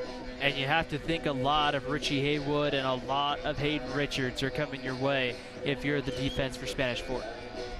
Right, and it's a beautiful moon here tonight as we've got the moon shot going on. And we're at about 5,800 feet here at Wasatch High School, just up here in the hills. It's a beautiful night for high school football. You know, I got here about 5:30 or so, and I'm like, oh, this will be a great night for football. It's nice and warm. Well, Chris, it's still a great night for football but I'm starting to get a little on the chilly side. Right, I'm going to probably be busting out the beanie in between the third and fourth quarter break as we're outside. I said halftime. I said you'd have it out at halftime, so One quarter off. I'm a quarter off, you know. Getting ready here for the start of the second half. Spanish Fork deferred the kickoff, so they'll get the ball here to open the third quarter. We still have a lot of zombie dust there at the center of the field where we had the drill team perform, so kind of a murky playing field almost. It's going to be Zach Davis to put a foot into it from his 40. Jackson Higginson and Noah Conway back deep here for Spanish Fork, and this one will go deep, and again, this time they will watch it go about 7 yards deep, and Spanish Fork will start from the 20-yard line. Now Carson Chappell for this Spanish Fork offense has been one of the bright sides. He's made a couple of key runs to pick up first downs and has been, for the most part, accurate from the passing game. Wasatch has had very tight coverage tonight as well. So the ball will be at the 20-yard line. It'll be first down and 10 for Spanish Fork. The Dons looking to get something going offensively here to start the third quarter as Carson Chappell will have Mateen Lomax in the backfield. He'll go back to throw, puts that one out to Stanton about the 25. Vargas missed a tackle, but then he had three of his buddies right there to help him out. So a nice pickup on first down. And that's kind of the way Spanish Fork started, Chris. I thought we'd see a lot of those kind of curl routes. Right, and that the defender was playing way off. They're giving up 7 yards easy at a time. So if I'm Spanish Fork, I'm going to keep running that play until Wasatch counters. Now the risk you run is your timing's got to be impeccable on those passes so that the corner number 7 Vargas doesn't come up and get a pick six. But he's playing 15 yards off almost. Chappell, he'll keep it here on the option, and right there to make the stop was Caden Baxter from his linebacker spot. And right there, not much going on there for Carson Chappell. Looks like he picked up the first down, so great job by Chappell rolling out and getting that first down, just enough yards that time. But he's taken 5 or 6 just rock solid hits, and I don't think that's exactly what you want to do with your quarterback. So you can see it there, 11:13 to go, third quarter. Wasatch 28, Spanish Fork 7. The Dons trying to drive. It's a short week for everybody. Wednesday night we'll wrap up region play. Back to throw with some time. Chappell hit as he throws, but he gets the pass out and complete. That, I believe, is Wade Stanton again, and it is to about the 39. It's going to be about a yard shy of the marker again, but, correct that, make it 8 and bring up second and 2. Right, and but the passing game, I apologize, has been crisp for Spanish Fork here to start the third quarter. So pretty much the start, I think Spanish Fork needed to take the momentum back. Second and 2 from the 38-yard line. Here's Mateen Lomax for the first time in the second half, and he's going to go backwards. He loses. They're going to. Lomax up the middle. They're only going to say he lost a couple back to the 36-yard line. And that brings up about 3rd and 4. So not a bad situation if you're Spanish Fork, Chris, but not the kind of play you wanted on second down. Yeah, exactly. Not the kind of play you wanted. However, you're still in a manageable 3rd and 4. We'll see if Wasatch tightens up the coverage or if they're playing off, because those hitch and curl patterns have been wide open. 3rd down and 4, ball on the 36-yard line. 4 wide receivers, 3 to the bottom of your screen. Chappell back to throw, looking deep. He's got Jackson Higginson, and he just overthrew him. He missed Higginson by maybe a step or 2, and that goes incomplete, brings up 4th and 4. And would imagine Wade Stanton would punt. We saw him earlier, Chris, pull the fake, and he was able to get the 12-yard run to keep the drive alive. But with 9:45 to go here in the third quarter, you have to kind of wonder. You want to make sure you don't give Nash Jones an opportunity to return it. He's a dangerous return man. Right, and another factor is Wasatch's offense has been unstoppable for the Dons thus far. So punting, it's kind of a big deal. Stanton gets a pretty good punt off. It's going to bounce around the 30, takes a nice Spanish Fork bounce, and will roll dead around the 21-yard line. So Wasatch will start deep in their own territory. Well, not deep in their own territory, but in their own territory to start. And Chris, this is a good opportunity for that Spanish Fork defense. They really need to make a play. Yeah, they need to create a turnover or 3 and out to get back in this ball game. Wasatch has had their way. They've ran that no-huddle offense, but what they like to line up quick, see what the defense is running, change the play. They're using scoreboard, kind of a old school looking scoreboard system to change numbers on the side for the play, but watch them line up in a hurry and then make the adjustment according to how the defense lines up. First down give, Hayden Richards right up the middle, and Nate Mattis got in there and hit him. He'll only get a yard there, maybe 2 on first down. Yeah, great job by Mattis that time, plugging that hole. But Wasatch, with the quick run that time, picks up a couple. And the big thing to watch if you're Spanish Fork, Chris, is Wasatch very capable of taking about 4 or 5 minutes off the clock. Cloward looking downfield, has a man in the flat, and just kind of short-armed it out there, trying to get it out to Grayson Wynn, the junior, already with 1 touchdown catch earlier tonight, but that one didn't quite get there. Brings up 3rd down, and this is a huge 3rd down for Spanish Fork. Yeah, the temperatures are cooling off, and I wonder if Cloward's arm might be a little cold coming in from the half as he bounced that one into the receiver that time. 3rd down at 8, Richards the deep back.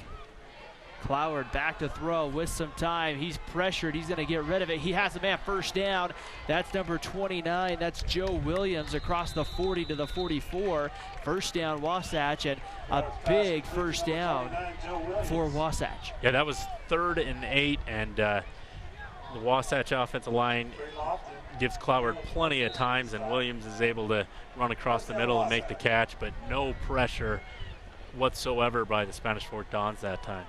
1st and 10 from the 45, ready to go again. Here's Richards right up the middle. He's going to drag a defender for a couple more, but nonetheless, he's going to get into the Spanish Fork territory. Picks up around 5 on first down. And I mean, Chris, when you're getting 5 on first down, you're going to have your way with the run game. Yeah, and they've absolutely done that time after time tonight. And Spanish Fork just really doesn't have an answer, but it's hard because Wasatch is spreading the ball, and you have to respect the pass because Wasatch can throw it as well. 2 backs in there for Cloward. He gives it right up the middle. That's going to be Nash Jones on the carry. Breaks a couple. He's down to the 40-yard line. And that will move the chains again for Wasatch. And the Wasps driving now into Don territory with 8:16 to go in the 3rd quarter. Up 28-7. You got to think a touchdown here would be backbreaking for Spanish Fork. Right. I don't think Wasatch has punted all night long, and they've had moved the ball between the 220s with no problem at all. Cloward on the keeper, and he's going to be brought down. Nate Mattis and company. A couple more. Landon Jensen there, and a little bit of extracurricular activity there going on. A little pushing and shoving, but Cloward only able to pick up 2.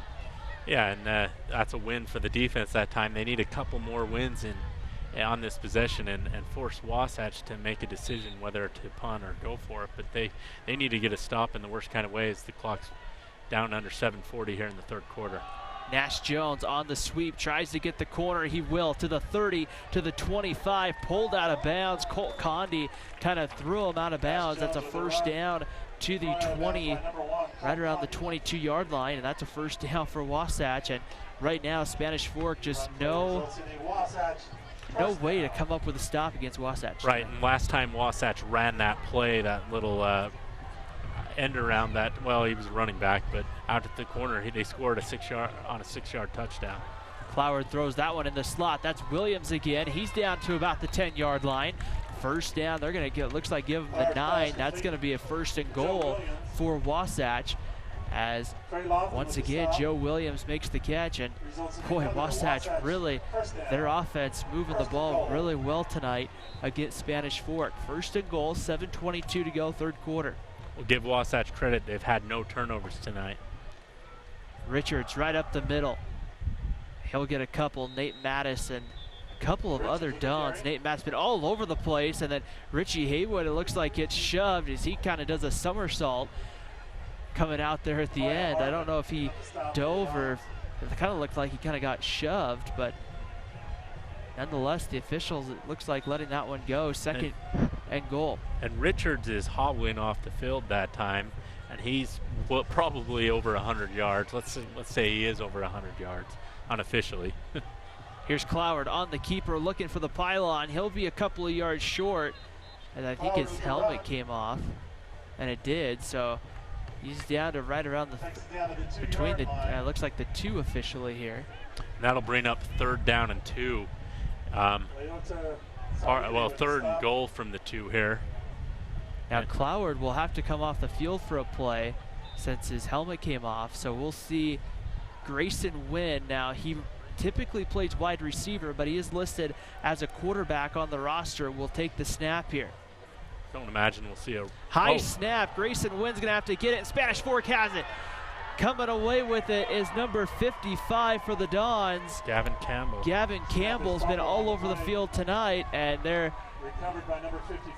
is going to be the first turnover tonight, and we'll give that to Mikkel Christiansen and Wise Attorneys at Law. Great defense makes a great offense. So now there's the defensive play, but now, Chris, the offense probably needs to score pretty quick. Yeah, they need to, but it's amazing how just a change in quarterback, you can't really Wynn's been playing other positions this season. He has to sub in for 1 play, and it results in Wasatch's first turnover of the ball game.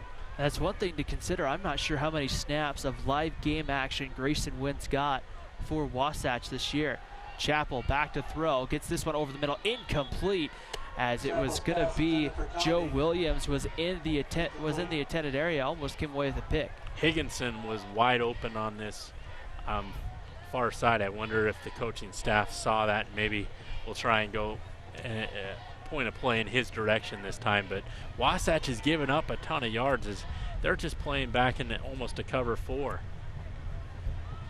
Right now it seems to have worked tonight pretty well for Wasatch. They're just dropping back, keeping everything in front of them as the ball, looks like the balls from the sideline got on the field there. They'll recollect it. We're ready to go. 6:15 to go, 3rd quarter, 28-7 Wasatch. Back to throw with some time. Pressure comes. Chappell goes deep, looking for Higginson. The ball's going to be tipped, almost intercepted as Higginson reached back for it.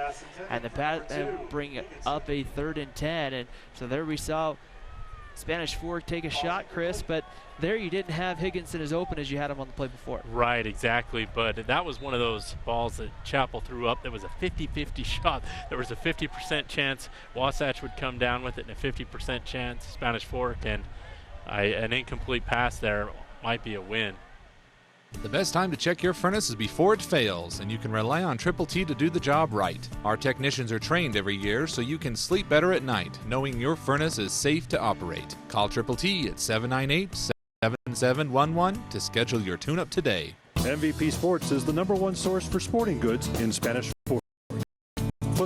Sports, we've got you covered. Check out our new custom t-shirt builder. Design at home and we'll build it for you.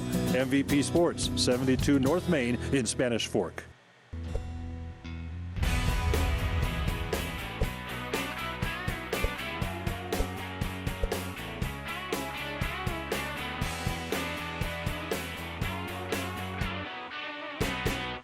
Hi, welcome to Two Jacks Pizza.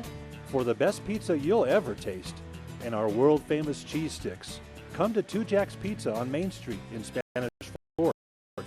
Delivery. Are you hungry yet?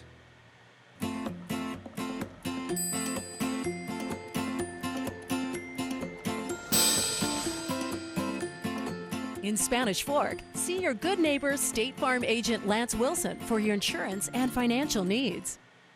Need a new car or truck? The Car Guys has the best selection of used vehicles at the best prices in Spanish Fork. The Car Guys know their automobiles to get you the best car for your needs and your budget. 72 North Main in Spanish Fork. 3rd down and 10 now, back from their own 20. Spanish Fork needs to pick up a first down here. A punt and gives the ball back to Wasatch. Not going to be a good idea. Here's the throw, looking for Higginson. He's got his man. That's going to be good enough for a first down. But we'll wait and see. And that should be good enough, and it will be a first down to about the 32-yard line for Jackson Higginson. I thought there for a second I saw a penalty marker, but I was mistaken.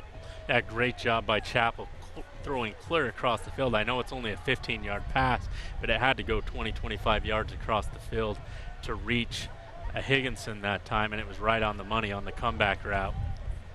Clock has moved under 6 minutes to go, third quarter, 5 minutes and 40 seconds to be exact. Ball on the 32-yard line. 3 receivers to the top of your screen. Wade Stanton, the lone man to the bottom. Back to throw, they're going down the sideline looking for Saili, who goes up top, and he makes the catch at the 47-yard line. It's going to be a first down. The helmet there of, I believe that was Joe Williams. Yeah. His helmet came off.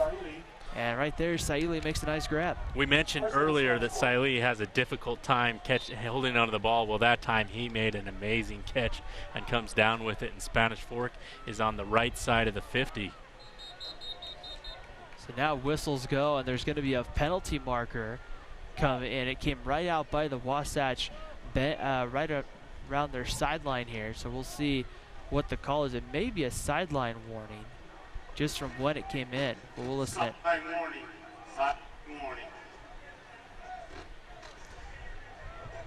So it is a sideline warning against Wasatch here. I think the gloves are making it difficult for the official to turn off his mic.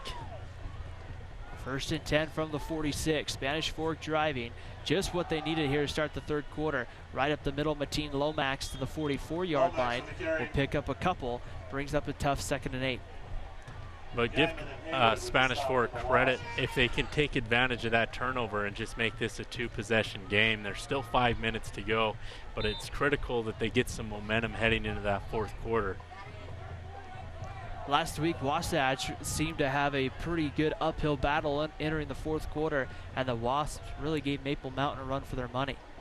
2nd and 8, back to throw. Chappell stands in. He's got a man. That's Stanton for the first down to the 35. Breaks a tackle down to about the 29-yard line. First down, Spanish Fork, as it was Chappell to Stanton, and that's good enough for another first down. You can see that offense playing with a little more confidence here, it seems like, in the third quarter. Yeah, and they're taking advantage of the coverage that Wasatch has given. Wasatch is daring them to throw the ball here and just kind of loading up the box on the run at times.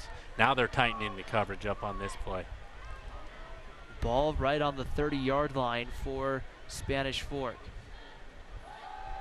Back to throw. Chappell looks high over the middle for Condi. That one incomplete. Carson Myers, step for step, as once again we see 1 versus 1. And Chappell had the matchup he wanted. Condi had a step that time, but just a little errant on the pass that time, or that would have been 6. 4 minutes and 13 seconds to go, third quarter. 28-7 lead for Wasatch on top of Spanish Fork. The winner of this one has a very good shot at being the number 4 seed out of Region 8 to the state playoffs. And Chris, Skyridge right now sitting in that number 2 spot in Region 7. They're down to Orem at the half. Well, at least they were when we were at the half. I'm not sure what the score is now, but 2nd and 10. Chappell back to throw. Throws it over the middle. He's got Condi to the 26-yard line. Pulled down, so a good pickup around 4. Makes it a pretty manageable third down. Yeah, and also at the top of this region, it was undefeated Springville playing undefeated Salem Hills, with this being Springville's last game in the regular season, and Springville was destroying Salem Hills at the half. So looks like Springville will have another season where they head into the playoffs undefeated and getting that first home game. But it's going to be a difficult task because everybody in that Region 7 is a tough matchup. Provo's up on Corner Canyon 27-7. So Corner Canyon was the number 4, I believe, heading into tonight. Chappell throws this one. He's got his man. That's Stanton inside the 20 to the 15. He's going to be pushed out of bounds right around the 9. 1st and goal, Spanish Fork. So the Dons able to find a way to move the football here. Yeah, and they've had great momentum on this possession, and it's been through the air. And they've kind of, I think they might need to speed up the tempo here in the fourth quarter. However, they're going to need their defense to make some stops if they want the full comeback in effect. 3 minutes and 22 seconds here in the third. A quick score here, Chris, and then maybe force another Wasatch turnover before the end of the third quarter would be huge. Here's Lomax. He's going for the end zone. He's going to be short, and the ball they're going to say came out. They're saying he's down. They're going to say he's down. The ball did come out. And Lomax going to be down to right around the 1. So a good opportunity for the Dons here to take advantage of the Wasatch turnover. The one snap that Brock Cloward has not taken in this ball game results in the only turnover of the ball game for the Wasps. Right, and Spanish Fork's 1-3 in region. However, they've lost 2 games where fumbles have really cost them. They could very easily be 3-1 in region play, but sometimes those losses mount and your confidence decreases. 2nd and 1. Lomax fumbles here. It's going to be, I think Carson Chappell fell on it. They'll lose about 5 yards back to the 6-yard line, but Carson Chappell with the heads-up play there, and that could have been a disastrous turnover at the 1. Chappell was looking for the end zone and picking that up, but then wisely realizes he had no chance and dives on it and prevents a bad play from becoming worse. But you take a look at Spanish Fort, Chris. I mean, you were there. They had Springville on the ropes in overtime. They had Salem Hills, with deep the lead late in the ball game. Yeah, and so 2 fumbles. They had games where, I mean, like you said, a couple of things go their way or a couple of turnovers avoided, and they're 1-2 in this region. 3rd and goal from the 6. They throw behind, in and out of the hands. Did he haul it in? It looks like he did. There's a flag. Saili is in. Touchdown Spanish Fork, but we'll see what the flag is. As once again, it was kind of a one-on-one battle. We'll see it on the Car Guys instant replay. You'll see kind of the top of your screen. Just a little in pattern that time. Saili bobbles it, is able to come up with it right there at the goal line. Wonder what the penalty is. It might have been some extracurricular activity after the play. Nonetheless, the Dons get in the end zone with 1:47 to go in the 3rd quarter. As we'll sort this one out, our official will get ready to come on the microphone here. That's a huge touchdown for Spanish Fork if it stands, and it looks like it may not stand, or it looks like it will stand, but we'll have to wait and see here what the call is. Is the kicking team on the field? Hey, Steve. As we'll wait here a little bit further here just to kind of get the wait till we get the little commentary there that time by the official to Steve. Official play call, the official penalty call here. We have a touchdown. We have leading with the helmet. We'll be taking on a kick. So I'm gonna assume it's against Spanish Fork. I couldn't figure out who was leading with the helmet, but I guess it was on the kick. I'm not sure what. The extra point for James Daw is up and through, and with 1:47 to go in the 3rd quarter, Wasatch 28 and Spanish Fork 14. A huge touchdown for the Dons, but that defense has to make a stop now. Right, they do, and the officials kind of struggled with his mic, but we usually don't see that at the high school level here. So it is kind of nice to hear the call. But a great job by Spanish Fork. Wasatch had the ball down at Spanish Fork's 2-yard line. Missed snap by Grayson Wynn, and Spanish Fork's able to drive the length of the field and cut this lead to 14.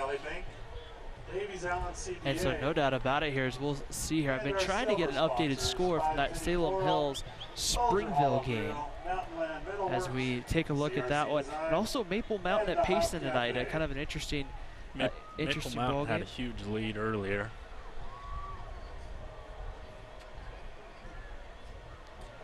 But right now, that penalty was against Wasatch, so now the kickoff's going to come to the Wasatch 45-yard line. And Chris, that kind of adds a conversation here of whether you don't take a shot maybe for the onside kick here. Yeah, I'm showing Springville's up 42-7, and Maple Mountain is up 39-0 over Payson. So Springville's going to win their 2nd straight, I believe their 2nd straight, a region championship. And they're going to be a tough team, I think, to more than that to out in the playoff. Here's the short kickoff. It's going to be kicked right in between. Hayden Richards comes up with it and just able to collect it right around the 18-yard line. Spanish Fork going with kind of the running kind of pooch style kick. And they got down there in a hurry and almost came up with that onside kick. So 1:45 to go in the 3rd quarter, and Wasatch will have possession at their own 18-yard line. right, and if you're Spanish Fork, if you could get a 3 and out and get your offense back on the field, that would be huge in coming back in this ball game. But Wasatch has had tremendous success both through the air and on the ground, so I'd imagine we see a lot of Hayden Richards here, Ryan. It's going to be Haywood on first down that's going to break the huddle.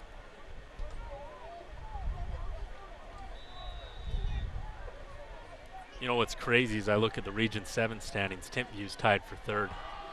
Here's Nash Jones on the carry, and Jones going to have a couple there on first down. Nice job. Good pursuit by Spanish Fork. Timpview playing Mountain View tonight, Chris. Up 42 to nothing, yeah. So that's going to change. But usually you see them in the 1 or 2 spot.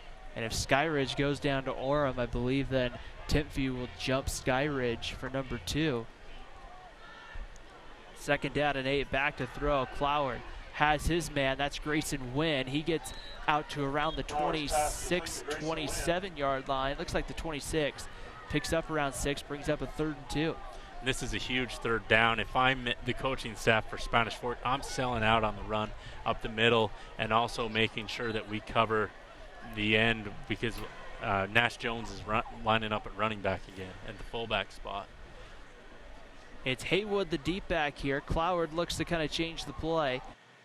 Jump back in from kind of the pistol formation. Here's Cloward on the keeper, trying to turn the corner and getting there. A nice tackle in the secondary by Trey Lofton. And it looks like Cloward was short of the marker, and that brings up 4th down. So a huge defensive stop for Spanish Fork with 28 seconds to go here in the 3rd quarter. Yeah, great job by Lofton making sure that Cloward did not pick up that first down, and Spanish Fork going to get the ball with pretty good field position. We'll see if Wasatch, I don't know if Wasatch has to punt it this quarter. I want to say they have to, but I could be wrong. We'll see here as it looks like it's Nash Jones back deep to punt. Low snap, they get it up. They will get it off as Wade Stanton will call for the fair catch, and he muffs it. The ball is loose, and it's going to be a free-for-all as who falls on it. I think Spanish Fork got it at the 20, and a penalty marker comes in at the end of the play, but you could have had the field position out at the 40, but the punt mishandled, and it was a loose ball, and we'll see here as to who recovers it. Stanton is coming up lame, and also the number 14, Caleb Lundquist, is as both those guys collided on the ball are struggling to get off the field. And I think we'll have a hold on Spanish Fork here, or is it a late hit penalty or a personal foul after the play was over? Now the 3rd quarter has ended. There's triple zeros on the clock. So what we're gonna just waiting to see here is get the penalty call from our official, and then we'll set it right to commercial break and get you back for the start of the 4th quarter here on Spanish Fork 17 as we sort this out here. We'll kind of see here. It looks like there's going to be the other thing you could see, Chris, is maybe some kind of offsetting penalties as we're just about ready to get the call. Personal foul, late hit on the kicking team. Ball will be placed at a different spot from the 15 yards penalty. Okay, so a penalty against Wasatch ends the quarter. We've played 3. It's Wasatch 28, Spanish Fork 14. You're watching high school football here on Spanish Fork 17. The best time to check your furnace is before it fails, and you can rely on Triple T to do the job right. Our technicians are trained every year so you can sleep better at night, knowing your furnace is safe to operate. Call Triple T at 798-7711 to schedule your tune-up today. MVP Sports is the #1 source for sporting goods in Spanish Fork. The fall sports, we've got you covered. Check out our new custom t-shirt builder. Design at home and we'll build it for you. MVP Sports, 72 North Main in Spanish Fork.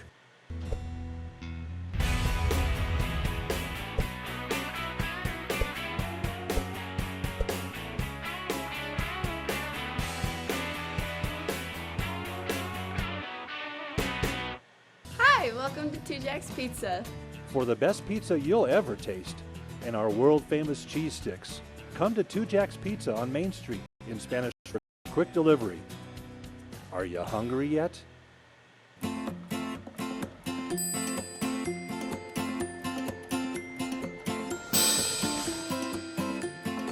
In Spanish Fork, see your good neighbor State Farm agent Lance Wilson for your insurance and financial needs. Need a new car or truck? The Car Guys has the best selection of used vehicles at the best prices in Spanish Fork. The Car Guys know their automobiles to get you the best car for your needs and your budget. The Car Guys at 872 North Main in Spanish Fork. Start of the fourth quarter here on Spanish Fork 17. It's 28-14 in favor of Wasatch. The Dons, though, with the football at the 35-yard line following the late hit penalty against Wasatch. And the Dons still with plenty of time to try to see if they can't get a couple of scores as Carson Chappell will go back to work here. Throws this one. That one looked like got tipped to the line, goes incomplete. Now bring up second down. Yeah, and the timing looked like that was disrupted as Chappell was kind of bobbling that as he was looking downfield. So second 10 back from the 35-yard line as a good opportunity here for Spanish Fork to try to see if they can't chip back into this one. A touchdown on this drive, Chris, really allows you an opportunity to try to get back in it again. But if you don't score on this drive, Wasatch can kill a lot of the clock. Right, but great job by the Dons defense having a 3-and-out on that last possession. Chappell from shotgun, back to throw. Gets this one out to Saili. Saili makes a couple of men miss and then stretches towards the marker. He'll be about a yard shy. And that brings up 3rd and 1 for Spanish Fork. Yeah, 3rd and 1. I think we'll see a run up the middle here for Spanish Fork, but great job of getting themselves back into this ball game as they look dead in the water as they trailed 28-7 at the half. 3rd and 1, clock running, 11:26 to go, fourth quarter. 2-score lead for Wasatch, ball on the 44-yard line. Chappell back to throw. And that was knocked down by Caden Badger. Caden Badger got his hand up and bats the ball down, trying to get the screen pass to Conway. Brings up 4th and 1, and the question is, Chris, here, if you're Spanish Fork, are you in 4-down territory? You might be. Also, we've seen them fake a punt on their first possession in which they scored. So, but I think this is a critical region game. You're both fighting for that 4th spot. I would go ahead and roll the dice here. Spanish Fork needs the 45. Wasatch has only punted once tonight as well, so you can't really rely on the Spanish Fork defense to hold as well. Lomax and Conway in the backfield. They'll give it to Lomax. He got tripped up, and I don't think he got it. He's well short, and Wasatch will get the ball over on downs. Lomax had it, but I couldn't see who it was. Somebody just tripped him up by about the ankles, and that trip, Lomax wasn't able to stretch for the marker, and that will put the ball in Spanish Fork territory, and he was short to bring up a 1st and 10 for Wasatch. And Chris, with the way Hayden Richards has been running, you have to think a lot of Hayden Richards. You're going to think a lot of him. We've seen him hobbling a little bit here, so hopefully Spanish Fork keys on him. But if I'm Spanish Fork, I'm selling out on the run. If you get beat deep with a pass, so be it. But you've got to create a turnover and get the ball back for your offense. So ball will sit on the 44-yard line as we will see Brock Cloward bring out the offense. And it's Richie Haywood in the backfield.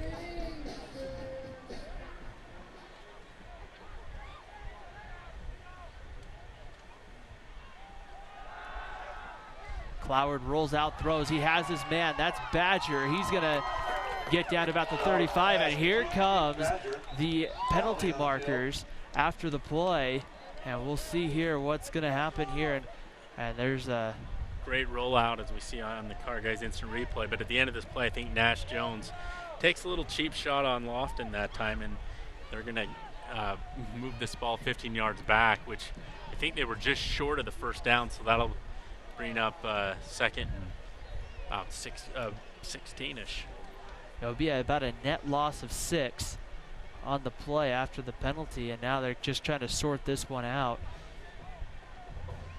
Here, I mean, those are some frustration fouls. We saw Wasatch in the 4th quarter last week against Maple Mountain. It got chippy on both sides. So right. Wasatch is a team that's gonna play physical. Yeah, you want to play till the end of the whistle, but the key is to stop right before, right as the whistle is blown. And that time, Nash Jones was trying to make a block downfield, but came in just a second too late. But he should have held up on that. He obviously heard the whistle. 11 minutes on the game clock here at Wasatch High School. So right now, and now let's listen to get the call. Personal foul, late hit, number 11. Personal foul, number 81. 15-yard penalty, 30 yards in distance. Holy cow. And so right there, there's a discussion going on right now. They're going to call 2 personal fouls against Wasatch, which is going to move the ball 30 yards back. So they're going to be at their own 35-yard line at the end of all this. Now, I'm trying to. I think what was called was, I think they called Spanish Fork for one, and Wasatch for one, because the ball's on the 48 right now, and now they're going to start walking it back. No, I think they called 2 late hits on Wasatch. The referee, let's not be kind here. He's been struggling mightily to communicate the information over the mic.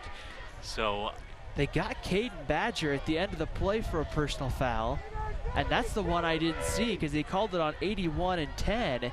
He said 11, but I think he meant number 10. Nash Jones definitely was late. We saw that on the Car Guys instant replay, but 30 yards worth of penalties there that time. And so it's, wow.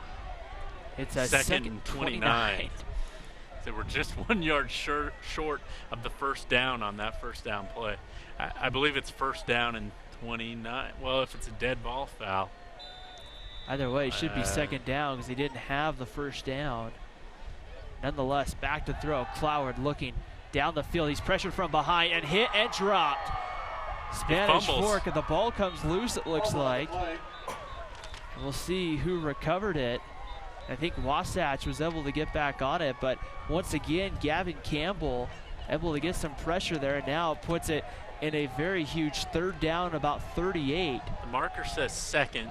The scoreboard says third, so we got to go with the marker here. It's second and 38. Second and halfway to Summit.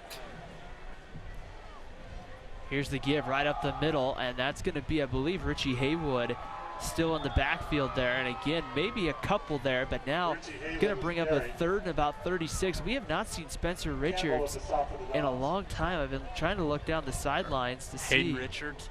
Yeah, he's there on the sideline. Last couple possessions ago, he was limping pretty bad. So I wonder if they're just holding him out unless they absolutely need him. Back to throw, looking, now no pressure, now the pocket collapse. Rolls, throws back across his body, a dangerous pass. It's going to go incomplete, and that's going to bring up a fourth down. Well, it'll be an amazing punt here if Wasatch is able just to get it back to the original line of scrimmage on this set of downs, as it's fourth and forever. Colt Condi and Noah Conway back deep for Spanish Fork. Back at their own 30, right around their 30-yard line. And with 9:49 to go in the fourth quarter, Chris, still an opportunity for the Dons if they can get a quick enough score where they could be in this ball game. Right, there's plenty of time, 9:49 to go here in the fourth quarter. If they can get a score and then another stop. But Wasatch really was, with those late hit penalties and hit to the head, really got themselves in a bad down and distance. They get the punt off. It's pretty good. Coming up, it's Conway from the 40. Makes a couple of men miss at the 42 and gets to about the 45-yard line, and he's pulled down.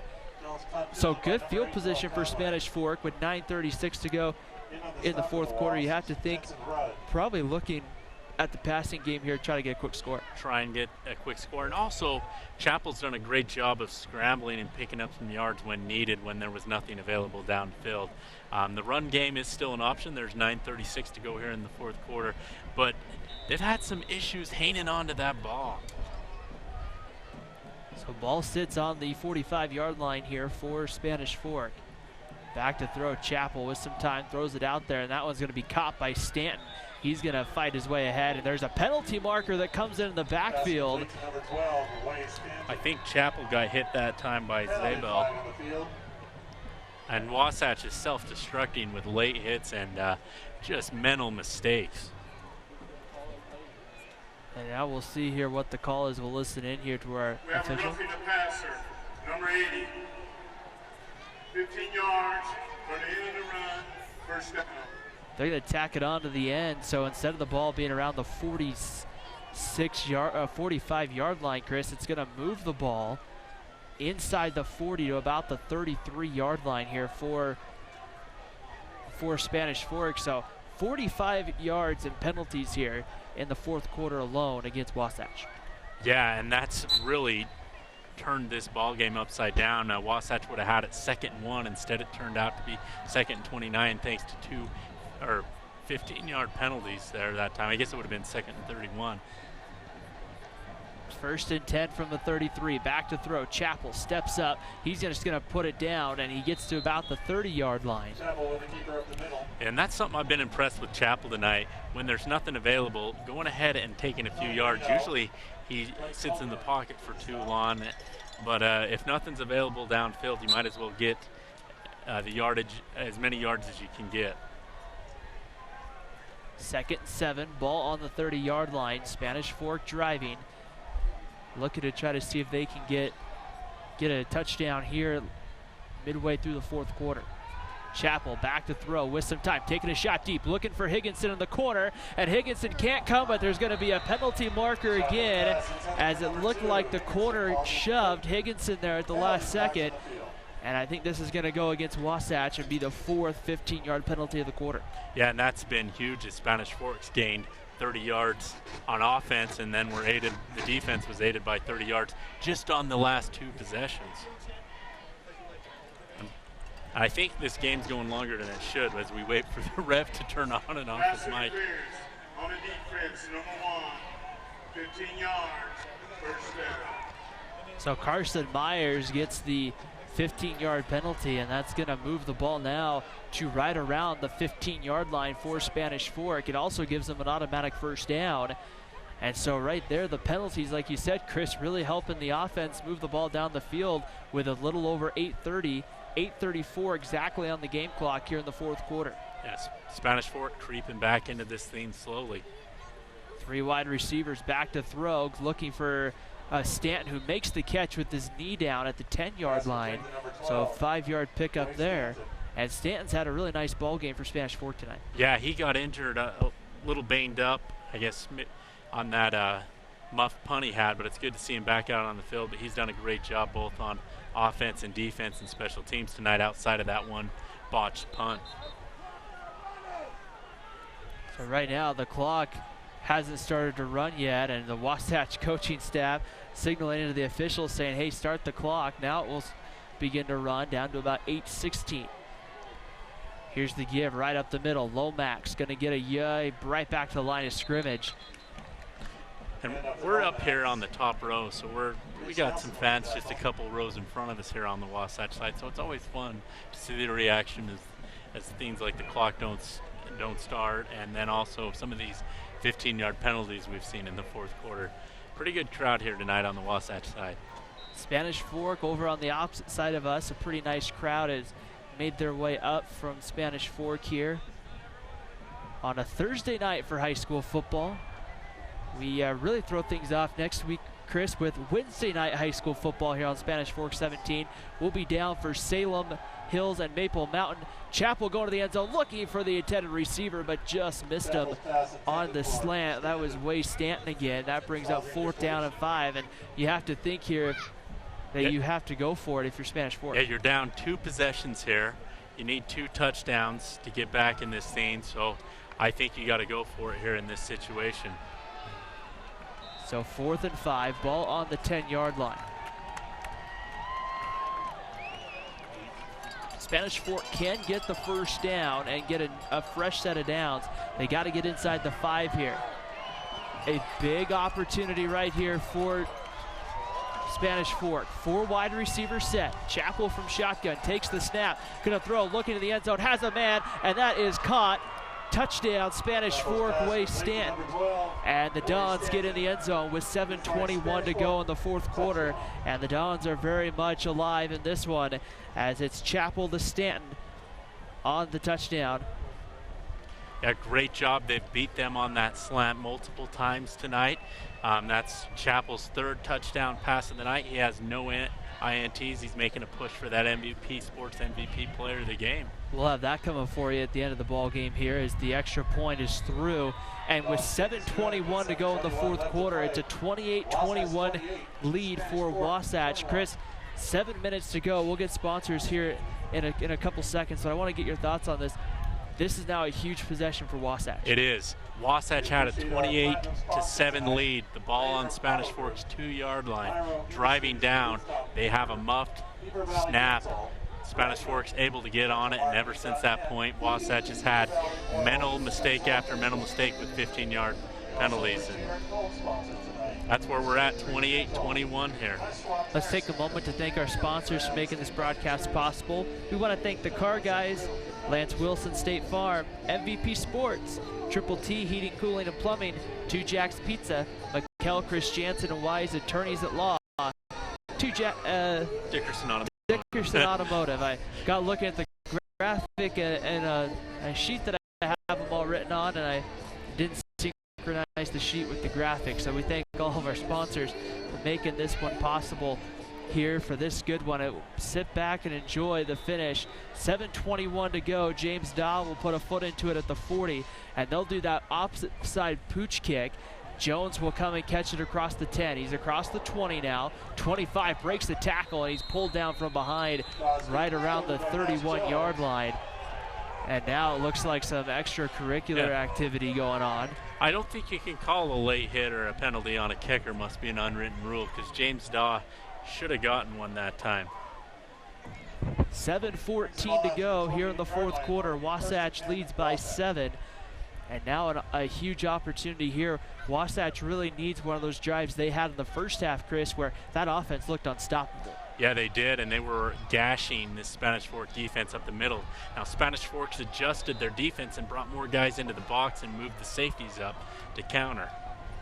Richie Haywood, the back, will get the call on 1st down.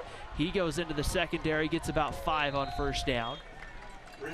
Sorry, he got more than 5. He got about 6, maybe even 7.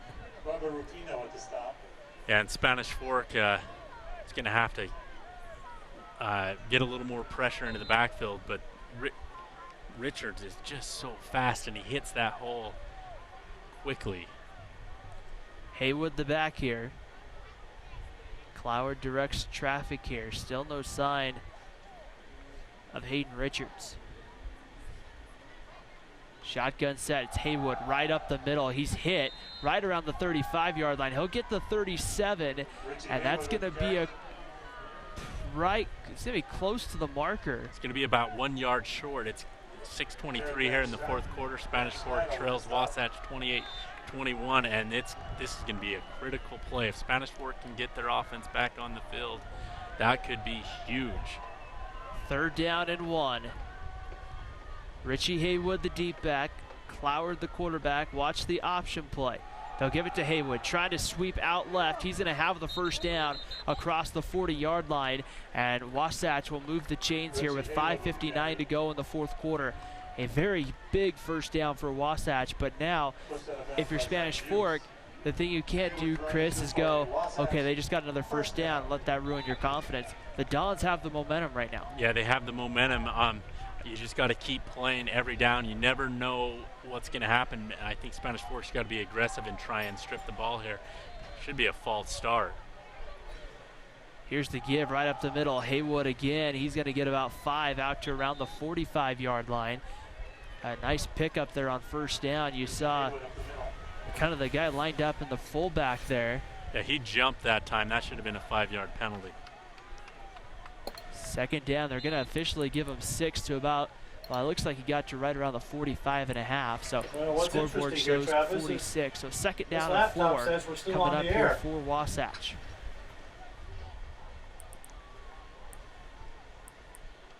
The give right up the middle. Here's Haywood.